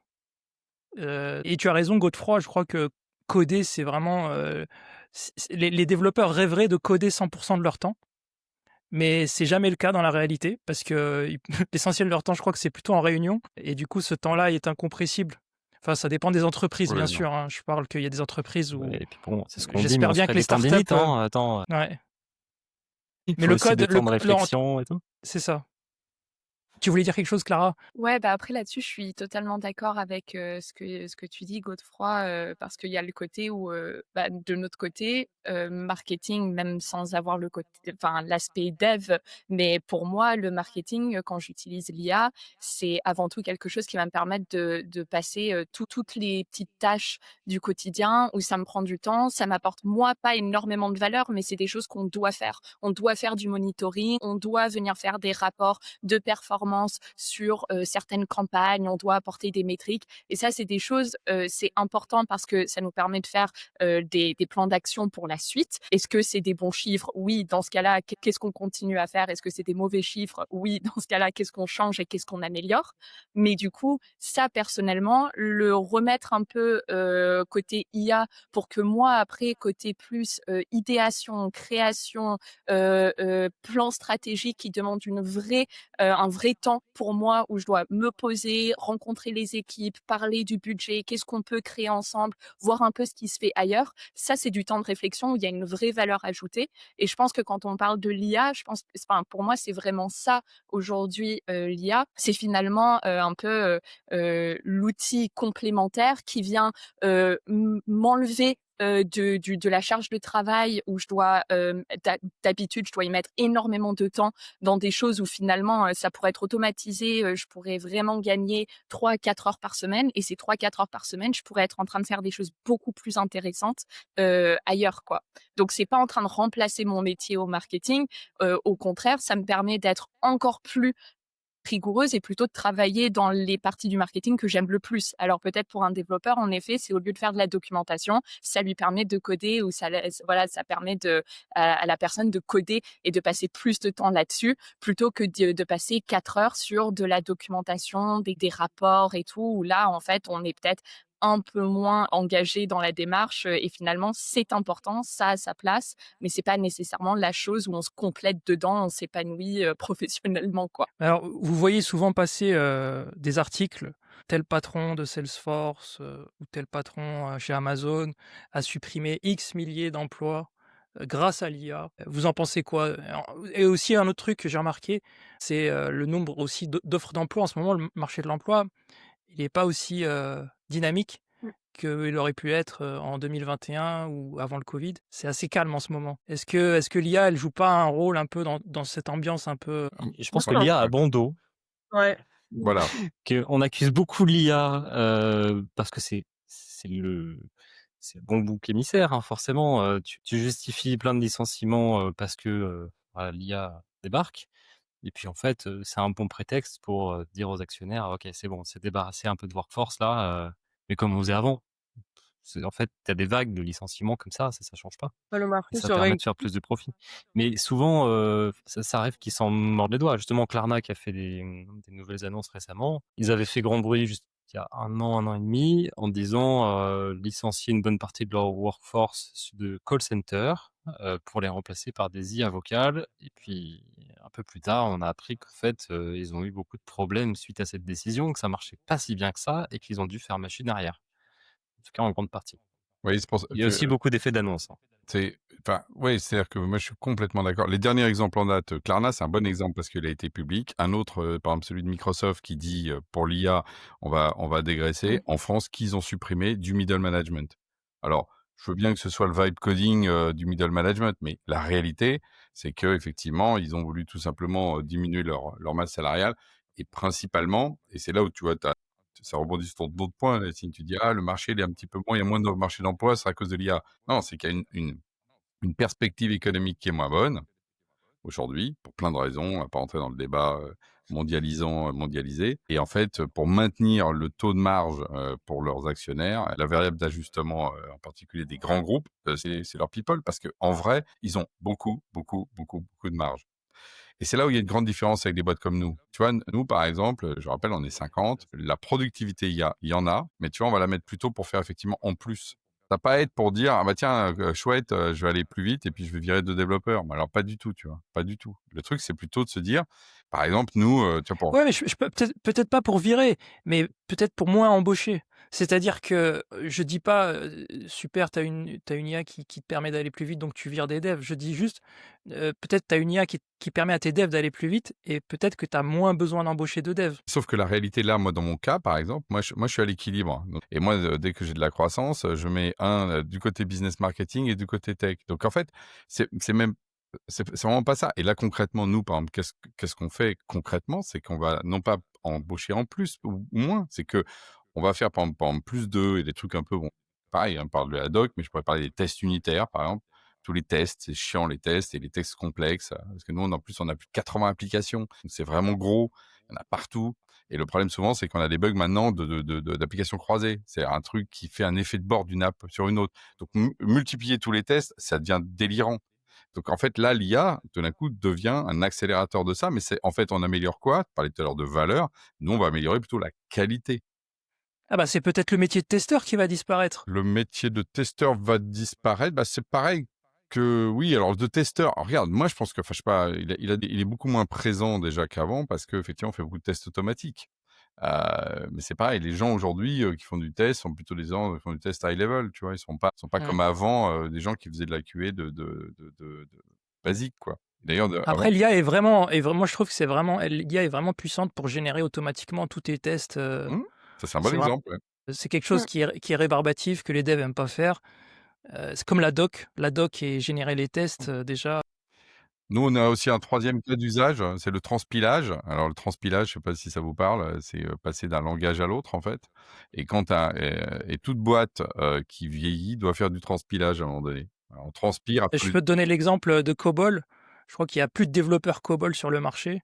Et là, l'IA, elle comprend bien le COBOL et elle peut te le transpiler en un langage plus récent. Voilà, donc ça, c'est des exemples. D'ailleurs, moi, je connais une boîte qui fait ça et par exemple, c'est hyper intéressant. Tu me demandes: «C'est quoi les développeurs?» Bah, par exemple, ils disent: «Aujourd'hui, l'IA qui transpile du COBOL, écrit dans les années 70, par exemple, en fait, si tu as pas un développeur pour remettre ça au carré avec l'architecture cible, et ben, ça va dans le mur. Et par contre, si tu as un développeur qui est là, un peu comme un architecte et qui rebranche, l'architecture en particulier, c'est bien décrit de Godefroy tout à l'heure, la structure de données, en fait, qu'il y a derrière, ça va bien». Donc en fait, on voit que on a besoin de ce développeur qui bouge le troupeau qu'est le code. Simplement, c'est qu'avant, on avait un berger pour 10 moutons. Maintenant, on a un berger pour 100 000 moutons, quoi. Et avec l'IA, qui sont des espèces de chiens de berger, quoi. Faut le voir comme ça. Mais tu as toujours besoin d'un berger pour ça. Alors après, on a de plus en plus de moutons. Et en fait, quand tu regardes aujourd'hui, on fait plus de code qu'avant. Le nombre d'applications utilisées par les humains est beaucoup plus forte que le nombre de développeurs en croissance. Donc en fait, on a gagné en productivité génération après génération. Et là, l'IA va effectivement encore nous faire un saut qualitatif, je pense, assez phénoménal. Enfin, c'est mon ordre de grandeur zéro que je pense qu'il va arriver. Alors Et le puis prochain évidemment, je sujet, pense qu'il y a Alain, juste pour terminer, je pense qu'il y a quand même des développeurs qui sont en danger, mais je sais pas quelle est leur proportion. Mais en tout cas, c'est pas dans le genre de boîte qui sont autour de la table, je crois. Mais voilà, je sais qu'il y a des boîtes où il y a des développeurs qui développent par exemple du formulaire toute la journée, et c'est toujours la même techno, toujours pareil. Eux, ils ont peut-être du souci à se faire. Des gens qui font des templates WordPress toute la journée, par exemple, avec assez peu de créativité, ils ont peut-être du souci à se faire. Bon, mais ils peuvent évoluer, ces gens-là. En fait, il suffit qu'ils ouais. apprennent un peu l'IA, hop, puis ils vont devenir des C'est pour ça devs. que c'est les Enfin, ils vont réfractaires faire. pour moi qui vont Voilà. disparaître. Les Ouais. réfractaires sont en danger comme dans tout métier. Et moi, j'ai toujours aux jeunes qui arrivent chez nous, je leur dis, tu sais, moi j'ai appris 23 langages, prépare-toi si tu veux. Et justement, c'est pas un problème. Mais dis-toi que en fait, ça bouge tout le temps et il faut être capable de s'adapter. Et donc les réfractaires, là par contre, je pense eux ils sont en danger. Et ils peuvent être en danger d'ailleurs dans des boîtes qui sont en croissance, d'autres pas. Enfin, je pense que le réfractaire, il est comment dire, il est réparti. Il n'est pas que à certains endroits, hein, parce qu'on devient monnaie réfractaire, parce que, et je pense que ça, c'est un conseil de carrière, quand tu commences à être réfractaire en tant que développeur, change de métier. Voilà. Et Très bon il y a plein conseil. d'autres choses à faire, quoi. Bah, Bien sûr. change de posture, parce que ça va pas bien se passer. L'autre problématique, c'est que bah, jusqu'à maintenant, les développeurs, ben, ils tapaient leur code dans un environnement, on va dire, plus ou moins fermé. Et là, on a cité pas mal de produits américains, Codex, Claude. Et en fait, ça, Alain, c'est un sujet qui te passionne, qui te passionne. Mmh. Plutôt, c'est un sujet dont tu saisis bien l'enjeu. C'est que, en fait, ces solutions américaines, on leur envoie toute notre code base tous les jours, des Mmh. codes qui sont pas publics et qui sont privés. Et bah, ça leur donne une puissance phénoménale, hein. On n'a même pas encore cité Mistral aujourd'hui, mais Mistral, c'est tout petit à côté. Et toi, Alain, qui est un grand défenseur de la souveraineté Mmh. numérique, Mmh. qu'est-ce que tu as à dire sur ça? Tu as bien posé le décor. En fait, ce qui se passe, c'est que bon, on l'avait déjà donné tout notre source code avant, à partir de Git, qui a été, je rappelle, racheté par Microsoft. Hein, faut jamais oublier Oui, mais c'était du code, on va dire, c'était plutôt sur la partie open source où ils avaient accès, Non, non, pas mais sur la non, partie non. privée. La partie Oui, privée, mais elle GitHub était a chez eux. tous non, les dépôts privés de non, nos mais boîtes. oui, ça c'est pour GitHub, mais je veux dire, quand tu travailles dans une banque, tu mets ton repo dans un serveur privé, c'est dans un environnement fermé. Bon, mettons, mais en tout cas, tu as raison. Il y avait déjà en fait une grosse fuite qui allait vers Git, tu vois. Et là, en plus, avec l'IA, effectivement, tu as raison, ça fait une fuite qui est encore plus grosse. Qu'est-ce que ça veut dire? Oui, donc juste pour dire, moi, je suis un combat sur la souveraineté numérique, juste pour que l'Europe continue à jouer à jeu égal avec les autres continents. C'est juste ça, rééquilibrer. J'ai rien contre les Américains, rien contre les Chinois, c'est juste qu'à un moment donné, il faut rééquilibrer. Bah, pour moi, c'est juste que les Américains continuent leur domination sur le monde et que Donald Trump l'a mis comme à son agenda. Son agenda principal, c'est faire de l'IA le new dollar, c'est-à-dire la suprématie par l'IA de l'Amérique sur le monde. Voilà. Donc, il met de l'argent pour ça, on le voit bien, il finance là, voilà. Et là, nous, qu'est-ce qu'on fait? Bah, effectivement, par exemple sur le code, qui est un truc qui est, je pense, sous-évalué dans son impact futur. C'est ce que tu viens de dire, c'est demain, on se rendra compte qu'on aura mis tout notre patrimoine informationnel, parce que le monde entier est numérique, on l'aura tout mis aux États-Unis. Bah, on sera, voilà, faut pas être étonné que les géants américains continuent à dominer, qu'on n'arrive pas à grandir des acteurs européens, parce qu'ils ont un coup d'avance, par exemple là, en ce moment, sur le code. Et donc, par exemple, effectivement, peut-être, ils peuvent avoir une des métriques sur quelles sont les tendances, quels sont les frameworks qui apparaissent. Enfin, ça leur donne un avantage compétitif de malade. Et je pense que oui, faut se dire qu'on on prend pas le chemin, moi je trouve, hein, je le déplore, c'est mon combat, mais on prend pas du tout le chemin, que ça se rééquilibre. Les boîtes américaines vont continuer à être nos prédateurs, racheter nos pépites européennes. Enfin, voilà, c'est un peu la tendance, malheureusement. Et tu vois, et d'un autre côté, tu as vu, on est excité par ça. Au fond, tu vois, il y a aussi ça, c'est qu'on est excité et personne là ici a dit ah là là, moi je garde mes données. Même nous, par exemple à Genspot, c'est un vrai problème. Le code, on ne va pas le donner, mais Si tu veux utiliser ta base code, Chez Jamespot, vous utilisez Claude Code on ou utilise ChatGPT on ou utilise Claude Code, par exemple, justement, typiquement, voilà, parce que si tu fais pas ça à un moment donné, effectivement, tu peux pas jouer avec ces trucs-là, voilà. pourquoi pas Mistral Code? Personne l'utilise. Ah, parce que ça a pas la même, là, pour le coup, tu vois, c'est marrant parce que des fois, tu sais, moi, je dis, faut parce qu'à un moment donné, tu as vraiment des différentiels, surtout quand tu es en spécialité. Il y a des fois, il y a pas autant Ouais. de différentiels et d'ailleurs, moi, j'utilise Mistral, tous les jours, hein. Par exemple, moi, je trouve que Mistral Deep Search, par exemple, va plus vite que Gemini Deep Search, pour mes résultats francophones et je suis bien content d'utiliser Mistral, tu vois? J'utilise Mistral aussi, tu vois, de manière, quotidienne. Donc justement, faut pas, enfin, c'est pas faut pas être exclusif non plus, tu vois? C'est ça, ça a toujours été ma position. Rééquilibré, moi j'utilise Mistral, mais pas que, voilà. Il n'empêche que là, les États-Unis ont vraiment pris un coup d'avance sur la génération de code et ça, c'est clair. Sachant que quand on dit que Lovable, je crois que c'est suédois, Lovable, oui, c'est suédois, mais ça utilise, GPT, les modèles d'OpenAI, donc ça n'a rien de suédois, en fait, quand vous utilisez Lovable, c'est américain, hein. C'est Ouais, juste la voilà. petite surcouche par-dessus, et qui est suédoise. Et Suédoise ou autant, finlandaise? Je c'est suédois, je crois. Moi, je suis pas aussi inquiet qu'Alain, sur, le vol de code source, parce que bon, je pense que de toute façon notre code source, ils l'ont déjà, hein, sur GitHub en général et que même s'ils arrivent à avoir par ce biais du code source qu'ils n'auraient pas déjà, en fait, il est tellement fragmenté ce code source dans plein de prompts et voilà, de contextes de prompts que c'est assez dur à exploiter. Bon, on peut en faire des analytics, mais le danger pour moi, il est pas tellement là. Parce que l'espionnage industriel, ils le font déjà, c'est pas un souci, c'est pas le seul problème à ce niveau-là. Non, le danger, c'est que on n'a pas d'infrastructure. On n'est pas en train de construire une infrastructure.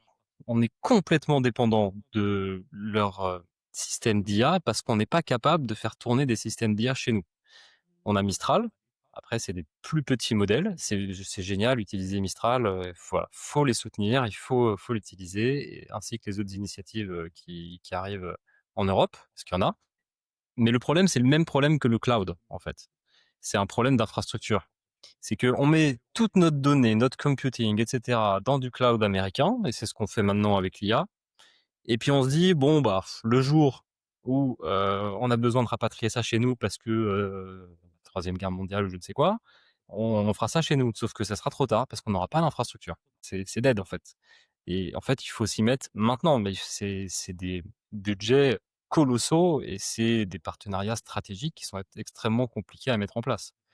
Donc il faut voir ça au niveau européen et on peut, je pense, faire tourner des modèles d'ailleurs qui sont pas que Mistral et qui peuvent être assez compétitifs. On peut d'ailleurs commencer à se baser sur des modèles open comme les modèles chinois. Les Chinois là sortent des super modèles. Par exemple, il y a GLM 4.5 qui est assez compétitif vis-à-vis de Claude Code D'ailleurs, qui est pour info, pas on tout peut à fait au même mettre, niveau mais quasi et qui est beaucoup moins cher. petite astuce, on peut mettre GLM comme modèle Claude Code. Ça vous permet de diviser quasiment par 10 votre facture Claude Code quand vous voyez coder. Voilà, si vous voulez donner vos données aux Chinois plutôt qu'aux Américains, vous pouvez payer 15 $ par mois au lieu de 100. C'est vrai. Ou 3 au lieu de 15. C'est beaucoup moins cher. Ça se tente, mais ce qu'il faut voir, c'est que contrairement aux modèles de OpenAI, Claude, etc., c'est des modèles open. Et si on a l'infrastructure suffisamment puissante, on peut les faire tourner. On en a d'autres des comme ça, hein. Il y a Kimi K2 aussi qui est super intéressant, qui marche bien. Et il y en a de plus en plus. Donc je pense qu'il faut les tester. Mais il faut aussi se dire comment on les héberge en Europe. Parce que Mmh. c'est pareil. Si on se dit, bon, j'ai plus confiance dans les Chinois, peut-être que ça va marcher tout de suite, mais c'est pas très stratégique à terme. De toute façon, un bon rappel, là-dessus pour n'importe quel outil, c'est comme quand les réseaux sociaux sont arrivés et tout, au début, ChatGPT, quand c'est arrivé, c'était gratuit, donc tout le monde s'est jeté dessus, tout le monde a voulu tester. Bon, à la fin de la journée, un produit, quand il est gratuit, c'est qu'en fait, le produit, c'est nous, c'est nos données. Donc, ChatGPT, c'est aussi nourri de ça au départ, où en fait, on a servi, de produit, on est venu donner toutes les données, on est venu, partager, un maximum de prompts et puis là, d'un coup, au bout de 6 mois, 1 an, on a tous ces outils-là où on est devenu bien accro et là, on nous demande de payer. Là, on commence à nous mettre de la pub et bien sûr, c'est là où ça devient enfin, je pense que toute la monétisation aussi, aujourd'hui, on voit un gros élan côté IA, mais il y a aussi maintenant, je pense sur les prochaines années, on va voir aussi beaucoup peut-être un ralenti, je dis pas que ça va repartir dans l'autre sens, je pense pas, mais par contre peut-être un ralentissement quand on va avoir tous les coûts qui viennent s'additionner parce qu'aujourd'hui, l'IA c'est très, très, très accessible et il faut pas fermer les yeux, ça va devenir, totalement monétisé, on va devoir payer, on va avoir de la pub, comme ce qu'on a vu avec les réseaux sociaux il y a une dizaine d'années, où aujourd'hui Facebook n'est plus du tout l'outil, qu'il était, au lancement, son lancement. Et c'est très Mmh. intéressant ce que tu dis sur le fait que ça rend accro, parce que je pense qu'au-delà du fait que c'est une réalité, c'est quelque chose qui est volontairement designé dans ce sens. Il y a des papiers qui ont fuité d'ailleurs de Meta, où on voit que ils font exprès de rendre leur IA addictive, parce Ouais. qu'ils veulent en faire un nouveau produit addictif. Et en fait, pour revenir à notre sujet principal du développement, je pense qu'il y a le même risque qu'on commence déjà à constater, qui est qu'un développeur devient accro à sa solution IA pour développer, parce que ça lui fait des petits shots de dopamine à chaque fois qu'il fait son prompt, que l'IA lui dit: «Mais tu as raison, je vais faire comme ça». Mmh. L'IA passe son temps à dire: «Tu as complètement raison». Et c'est vrai, c'est gratifiant et on peut se retrouver dans des situations et je me suis retrouvé dedans, hein, plusieurs fois, donc je le vois très bien. C'est, à être super content, tout gratifié avec son IA, c'est super confort, en fait, hein. Tu tapes un truc, voire même tu le dictes à l'oral, je le fais ça quand je suis chez moi. Je dis à l'oral ce que je veux, puis ça commence à coder pour moi.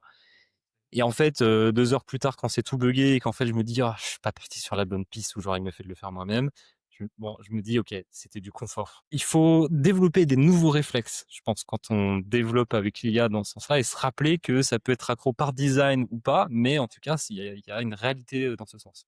Et toi, Elodie, si un développeur venait te voir, un développeur qui sait pas développer avec l'IA et qui a toujours développé bah, sur son éditeur traditionnellement, et qui vient te voir et qui te dit ah bah voilà, j'ai écouté votre podcast, bah l'IA c'est cool, mais je sais pas par où commencer moi.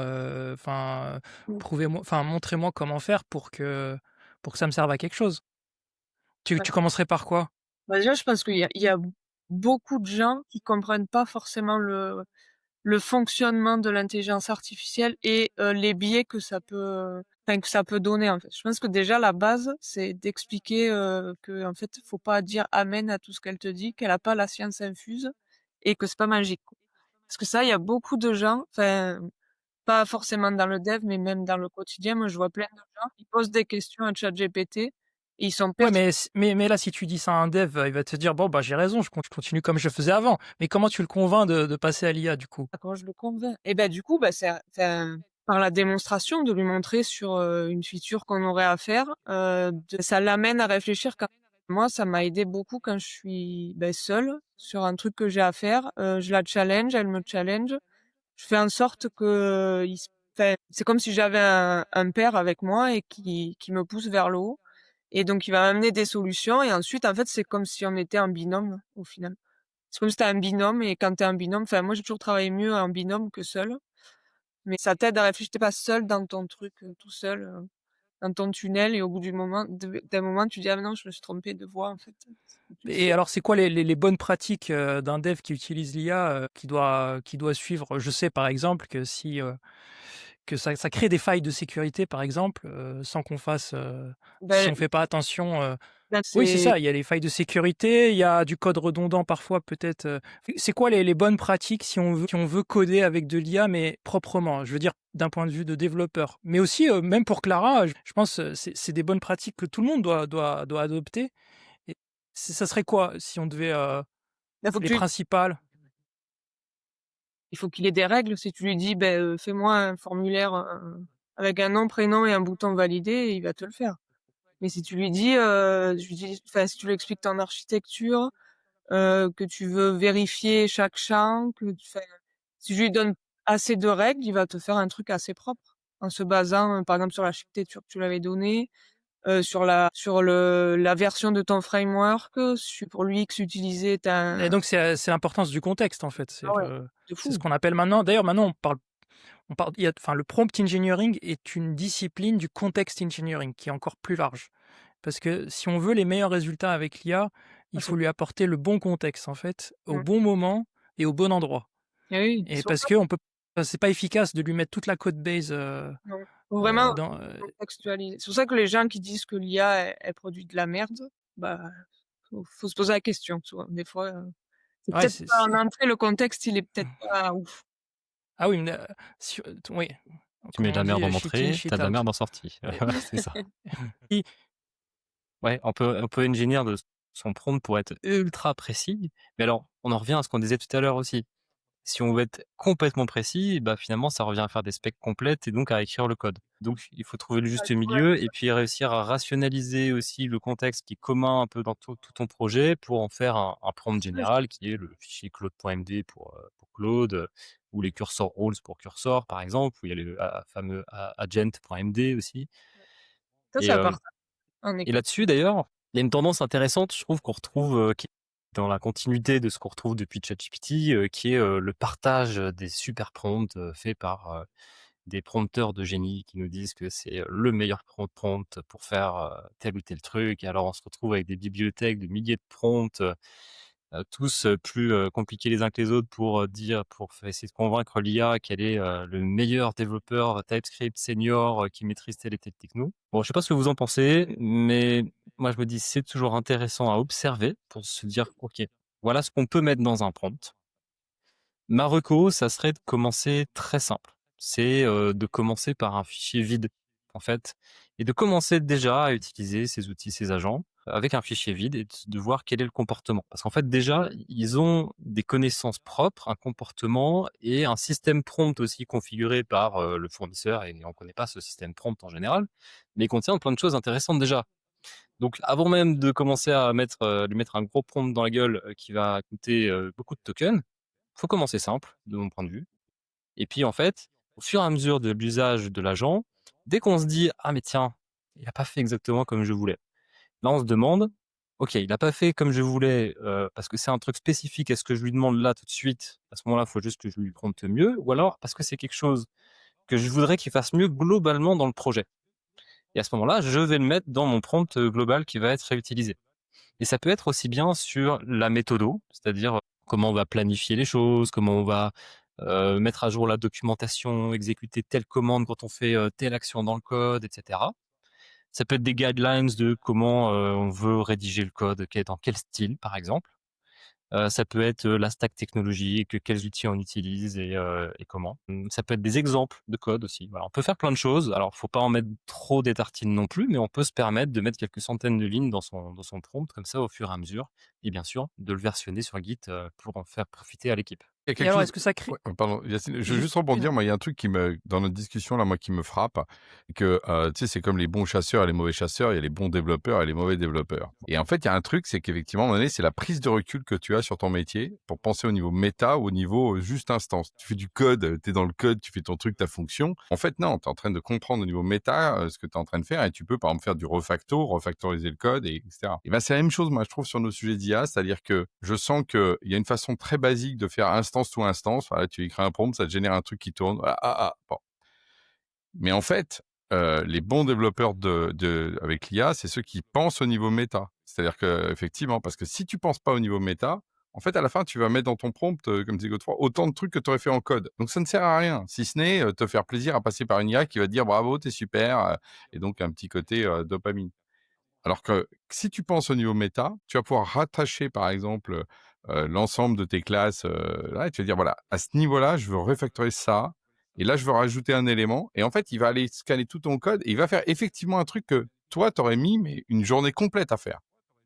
Et là, tu as gagné un truc parce que tu es au niveau méta, tu es pas au niveau de l'instance. Et ça, ce niveau méta-instance, bah, moi, je pense qu'il y a c'est des gaps à franchir. On voit bien les développeurs qui pensent global. Bah, là, on vient de parler global. On dit, voilà, méthodo, architecture. Bon, bah, tu as des développeurs qui sont un peu pas à ce niveau-là, que ce soit par leur formation, parce qu'ils réfléchissent pas ou parce qu'on leur a pas expliqué. Enfin, tu vois, je juge rien. Et je pense que là aussi, tu vois, ceux-là, ils auront des problèmes avec l'IA parce que, en fait, l'IA leur servira finalement pas vraiment, ou de béquille, mais pas d'accélérateur. Quelque chose de très profond là-dedans, voilà, comme classe méta, et on a ça dans le code, quoi. Si vous voulez, j'ai même une petite anecdote pour rebondir. C'est la semaine dernière, Claude Code m'a sauvé la vie sur un usage où Claude n'aurait pas pu le faire spontanément comme ça, et il a fallu que j'ai cette réflexion méta. En fait, on était 20 minutes avant l'inauguration d'un nouveau produit, et il y a un truc clés qui marchaient pas. Et rien à faire, on était dans un contexte qui n'était pas les mêmes que ceux du test, problème matériel et tout, ça marchait pas, c'était la panique, je savais pas quoi faire. Et là, je me dis: «OK, prise de recul, qu'est-ce qui pourrait résoudre le problème?» Bon, bah, un chantier que j'avais prévu pour beaucoup plus tard, parce qu'il me paraissait pas important et qui finalement, là, sur le coup, je me suis dit: «Bon, bah, ça va résoudre le problème, mais par contre, en temps normal, ça va me prendre 2 jours de le développer». Il fallait faire des modifications côté back et côté front pour modifier tout un système d'encodage, enlever une lib FFmpeg qui était plus utile, refaire tout un système d'encodage côté front. C'est un truc, avant l'IA, j'aurais abdiqué tout de suite. J'aurais dit non, tant pis, on va trouver une solution de contournement, ça sera pas bien, ça sera pas génial, on va s'en sortir, mais c'est pas top. Et là, j'ai tenté le coup, il me restait 20 minutes. J'ai demandé à Claude Code, bah, recode ça comme ça, en 3 lignes. Il me l'a fait en 2 minutes. J'ai testé, ça a marché, j'ai pushé, déployé, tac, c'est bon, inauguration. Ça a marché. Et voilà, ça, c'est un truc. Alors, j'ai dû repasser ces 2 jours derrière, hein, ou peut-être pas 2 jours, mais peut-être une journée derrière pour refaire au propre, quand même. Ah mais tu fait une Mais grosse en attendant, ça a sauvé la mise sur le moment. plus tu vas lui expliquer ce que tu veux faire, enfin, moi je lui parle souvent comme si c'était un dev senior qui était avec moi. Il faut juste que je lui explique, vraiment, enfin ma réflexion et il est hyper balèze quand tu fais ça, Bah enfin tiens, tu as précisé le mot senior. D'ailleurs, moi, ce que j'ai une conviction, c'est que c'est chaud pour les développeurs juniors. Pour les juniors, aujourd'hui, je pense qu'il y a beaucoup d'entreprises qui se disent: «Bon, si c'est du boulot de junior, je donne ça à une IA et je cherche plutôt des seniors pour être sûr de la qualité, de l'architecture et cetera» et justement, je pense que l'IA, elle a un bon niveau, elle a un niveau peut-être un meilleur même qu'un junior mais par contre, un junior, ça coûte, 100 fois plus cher ou au moins 10 fois plus cher.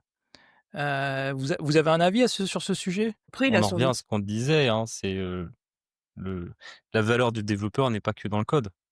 Il y a un junior qui croit que la valeur n'est que dans le code, bah, n'a pas encore tout compris et va difficilement s'en sortir. Oui, mais je veux dire, il y a beaucoup d'entreprises, en fait, elles donnent aux juniors, ben, des boulots, des tâches, hein, de code assez simples ou des trucs assez simples, enfin, elles leur donnent pas le lead sur un projet important ou ce genre de choses et justement maintenant, ces petites tâches de juniors, on embauche des juniors pour ça justement, ben, au lieu d'embaucher des juniors ou des alternants, ben, on dit juste aux seniors: «Vous déléguez ça à des IA, quoi». En fait, ce qui est compliqué, je trouve, parce que là, j'ai eu des juniors, cette année, des alternants et alternantes. Ce qui est compliqué, c'est de leur dire, je trouve, tu vas pas utiliser l'IA la plupart du temps pour coder parce qu'il faut que tu apprennes à coder et du coup, ça va être super décourageant, ça va être super long. Mais quand même, pour apprendre, en tout cas, à coder dans les moindres détails, je trouve que c'est assez important. Mais en même temps, faut pas rater le coche de l'IA, donc il faut aussi coder avec l'IA pour voir comment ça marche et puis l'IA, elle peut t'apprendre des trucs aussi.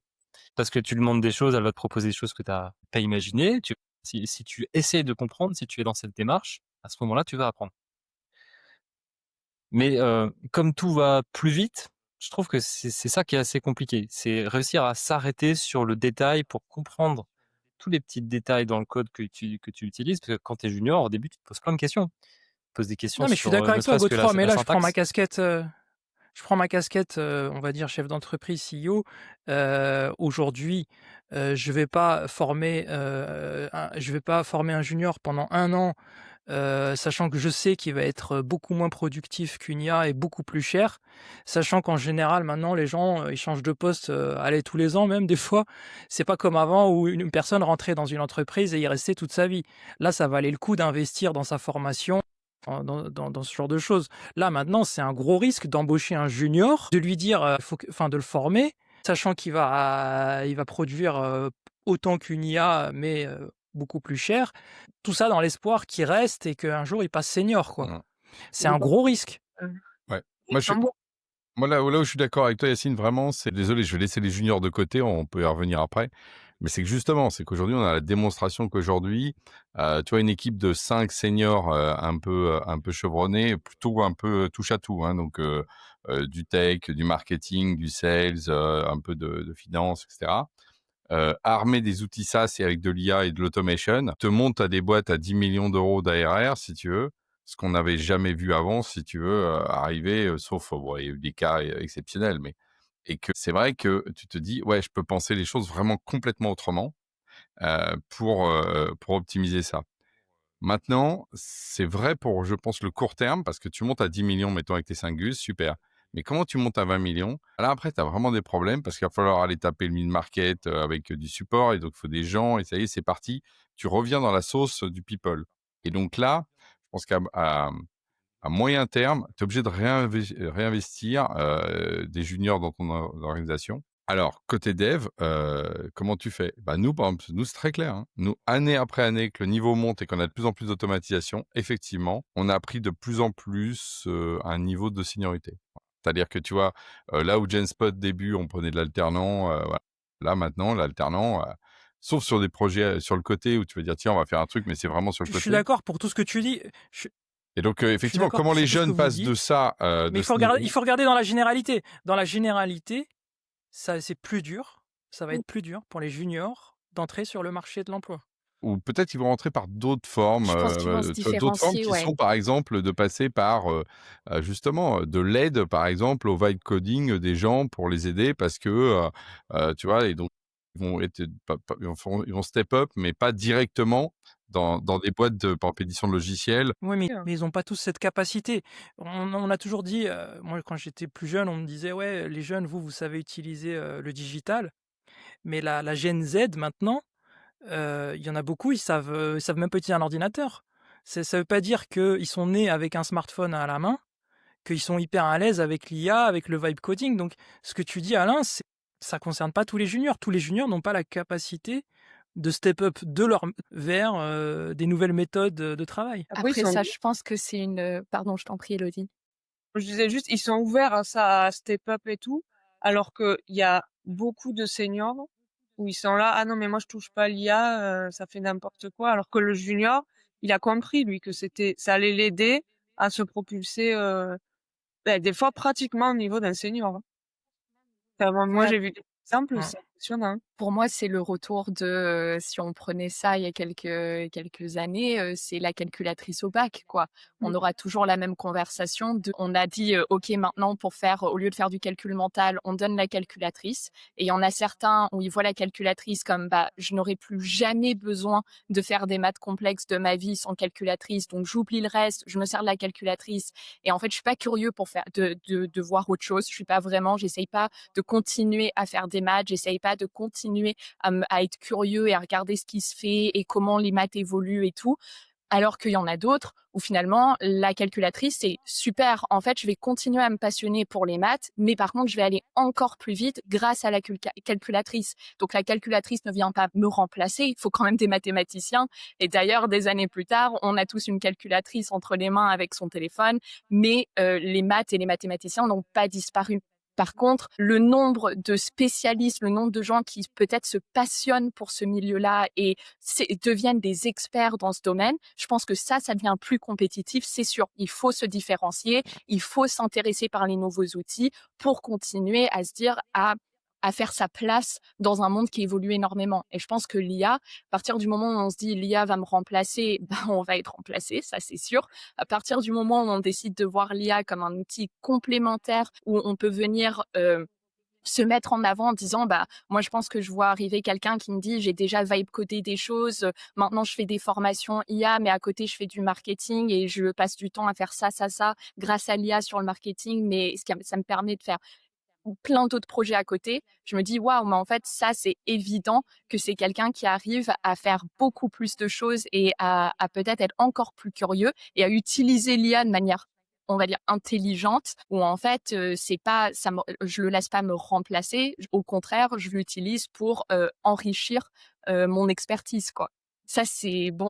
Et après, des gens qui font rien et des gens qui font des choses, il y en a à tous les âges. C'est pas que les juniors, c'est pas que Mmh les mh. alternants. Ça, c'est à tout moment dans la vie, quoi. Moi, sur mon Donc il expérience de suffit de vie, voir, comme pardon. disait Elodie, moi, quand, Windows est arrivé avec le fenêtrage et tout ça, les développeurs, de l'époque, faire ça, c'était de la sous-merde, quoi. Parce que, en gros, tu avais des widgets où tu disais, tu avais des rectangles, machin, sur lesquels tu mettais les couleurs, pour dire, tu vois? Et puis tu cliquais. Genre les mecs disaient: «Non mais attends, c'est pas du développement ça, c'est de la merde, quoi». Et vraiment, bon, moi, par exemple, je suis arrivé dans cette génération-là où mais effectivement, Au début, on était, je le dis comme ça, vu comme des sous-merdes, juniors, tu vois? Parce qu'effectivement, on peut faire des écrans, machin. Et puis, bah, si tu veux, moi, 5 ans après, j'étais lead dev sur des produits. Tout le monde disait: «Putain, mais non, mais maintenant, on veut que du Windows, on veut rien d'autre». Mmh. Et tous ceux qui étaient restés à faire enfin, tu sais, des modèles un peu à l'ancienne, bah, ils étaient, out of et ils savaient et Business. en plus, ils n'avaient pas le goût de faire ça, donc ils n'avaient pas appris. Donc c'est vrai que être junior, il y a toujours le risque que tu dis, Yacine, mais il y a aussi l'opportunité quand tu as un espace qui est laissé parce qu'il est méprisé, en fait, alors qu'il devient le mainstream tech. C'est Voilà. ça. Mmh. Donc c'est pour ça que je pense qu'il y a dans l'IA, il y a une petite partie comme ça. Moi, j'ai une petite musique de fond, de mépris sur justement tout ce qui est vibe coding, voilà. Alors que moi, je pense qu'effectivement, on est bien dans le step-up de ce qui va se passer après, qui fait que tu as plein de juniors qui vont en fait, bon, bah, ils vont bricoler, et puis un jour, on dira putain, mais c'est de eux dont j'ai besoin. Et ça deviendra les seniors tech, si tu veux. Jusqu'à maintenant, le débat s'était plus basé sur les technologies actuelles, mais au rythme d'évolution là, des agents qui sont de plus en plus autonomes, imaginons, et moi je suis persuadé que c'est pas dans 10 ans, mais c'est peut-être même dans 2 ou 3 ans. Dans 2 ou 3 ans, imaginons, on a des agents autonomes qui ont des capacités de collaboration, donc qui ont capacité à aller poser des questions au business, justement pour améliorer l'alignement. Parce que tout ça, c'est une histoire d'alignement.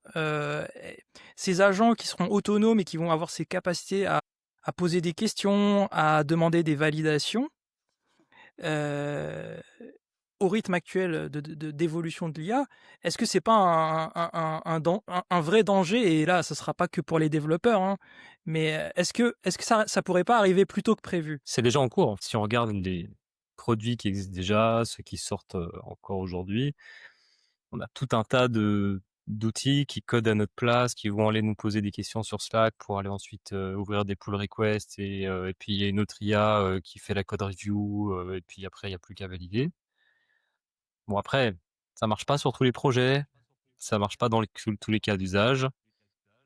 Il y a encore du chemin à faire, hein, clairement. Et puis on en revient toujours, je pense, à ce besoin des gens et puis des entreprises surtout de maîtriser leur architecture, maîtriser leur Oui, data et mais puis savoir qu'est-ce ces qu'on... agents IA, c'est- oui, mais justement, ces agents IA auront, auront la capacité de s'aligner aussi sur l'architecture et d'être même proactifs pour proposer les bonnes architectures. Je veux Par dire contre, vraiment, de là à leur faire tout décider, je pense qu'on n'y est pas encore. Et puis, je pense qu'il y a un truc qui est le débit.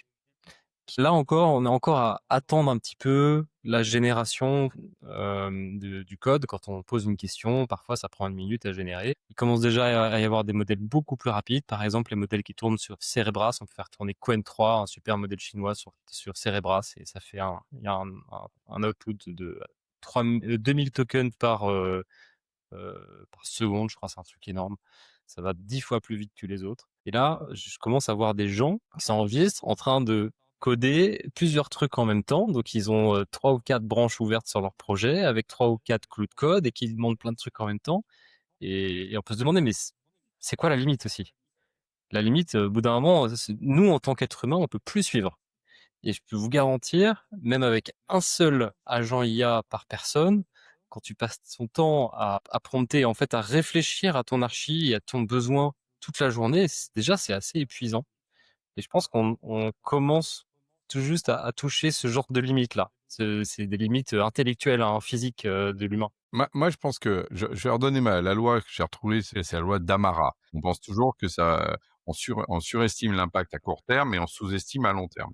Tu prends une demande de crédit aujourd'hui, par exemple, il y a beaucoup de friction parce qu'il y a beaucoup de risques derrière. La réalité, c'est que tout a été dématérialisé. Je veux dire, t'envoies ton truc à la banque, tu as déjà donné toutes tes données, le score est sorti immédiatement. Est-ce que quelqu'un ici a obtenu un crédit immédiatement pour une maison à 500 000 euros? Personne. Ça met des mois. Pourquoi? Parce que il y a toute une logique, en fait, de rapport au risque. Donc, c'est la même chose sur cette question d'agents.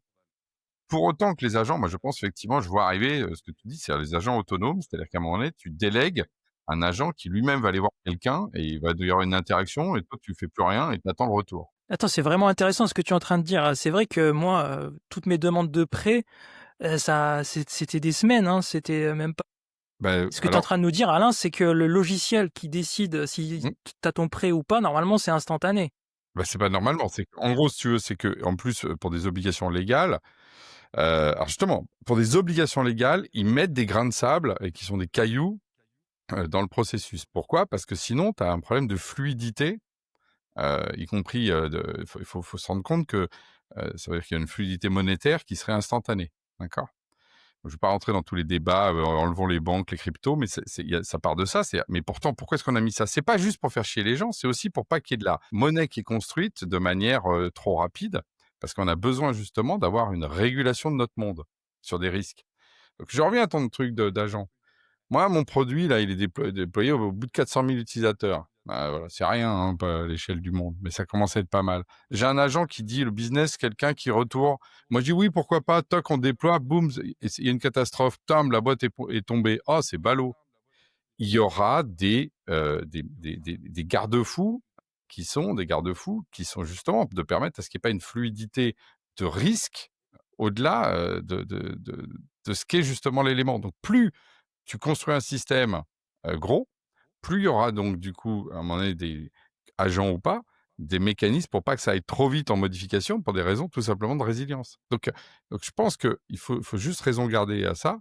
Par contre, moi je le vois déjà aujourd'hui, le fait, par exemple, nous on a des petits agents qui tournent un peu dans Genspot, rien que le fait effectivement de lancer un truc qui en asynchrone produit un truc et quelqu'un répond et en asynchrone ça se passe, tu sens une accélération effectivement de la prise de décision et le niveau global de knowledge qui est quand même assez dingue. Heu, donc je pense que c'est surtout ce qu'on sous-estime à moyen terme, c'est qu'effectivement, les boîtes qui vont être construites dans 10 ans n'auront rien à voir avec les boîtes d'aujourd'hui. Voilà, ça c'est sûr. Mais il restera de la friction pour des raisons que j'ai décrites qui sont des raisons de rapport au déploiement réel quoi, tout simplement, voilà. Ce qui est 2 Et donc, sujets. c'est l'histoire qui se répète, Alain, finalement. Tu as vu passer plein de vagues, beaucoup plus que nous, en tout cas, autour de la table, là. C'est un peu l'histoire qui se répète, quoi. Oui, mais par contre, pour avoir fait, dans les années 90, j'ai fait un prêt immobilier. Ce qui paraît aujourd'hui insupportable, long et chiant est d'une facilité déconcertante. Parce que je vous imagine pas je pourrais vous raconter ce qu'on faisait dans les années 90, c'était dingue, hein. On allait, voir le banquier en vrai, il fallait il fallait photocopier des trucs. Il faut revenir aussi à ce qu'était ce truc-là. Donc en fait, à chaque fois qu'on a un progrès social par la technologie, il est digéré et oublié. En fait, c'est ça le truc. Et là, en ce moment, on est en train de manger de manière un peu boulimique de l'IA. En gros, c'est un peu ça, et donc ça donne des relents plus ou moins. Mais c'est notre réalité. Et par contre, je pense qu'on surestime encore une fois la capacité sociologique d'une société à accepter ça à large échelle avec des agents, par exemple. Voilà. Aujourd'hui, ça va prendre du Ouais. temps avant que les gens prennent cette habitude-là, etc. Ça va prendre les timings que j'ai donnés, qui sont plutôt moi, de l'ordre on va dire d'une génération. Ça prend du temps effectivement, et puis encore une fois, je pense que c'est pas qu'une question de productivité. C'est vraiment se mettre le doigt dans l'œil que de croire que ça. Il y a vraiment des questions, de confort, des questions de mieux documenter, de mieux comprendre. Tu parlais de la knowledge, Alain, c'est vrai que ça accélère vraiment la knowledge. Quelqu'un là, même un non technique qui veut mieux comprendre une feature dans un produit existant, par exemple, va poser une question à l'IA dans la base de code et va vraiment comprendre dans les moindres détails ce qui se passe. Ça permet de faire du coup, tout un tas de choses qui touchent à la qualité globale du projet, de l'organisation. Donc ça apporte je pense, si c'est bien employé en tout cas, de la robustesse, de la sérénité, et pas que de la productivité. Le débat est ouvert et passionnant. Comme l'a dit Godefroy, l'IA est un catalyseur qui nous pousse à nous concentrer sur la spécification et le business. Clara a montré que le vibe coding démocratise le développement et Elodie l'a utilisé pour accélérer sa production. Merci aussi à Alain qui nous a rappelé que la technologie a toujours fait évoluer nos métiers. L'IA ne nous remplace pas, elle nous transforme. Et c'est sur ces mots que va se terminer ce podcast. Merci encore une fois Alain, Clara, Elodie et Godefroy de votre participation.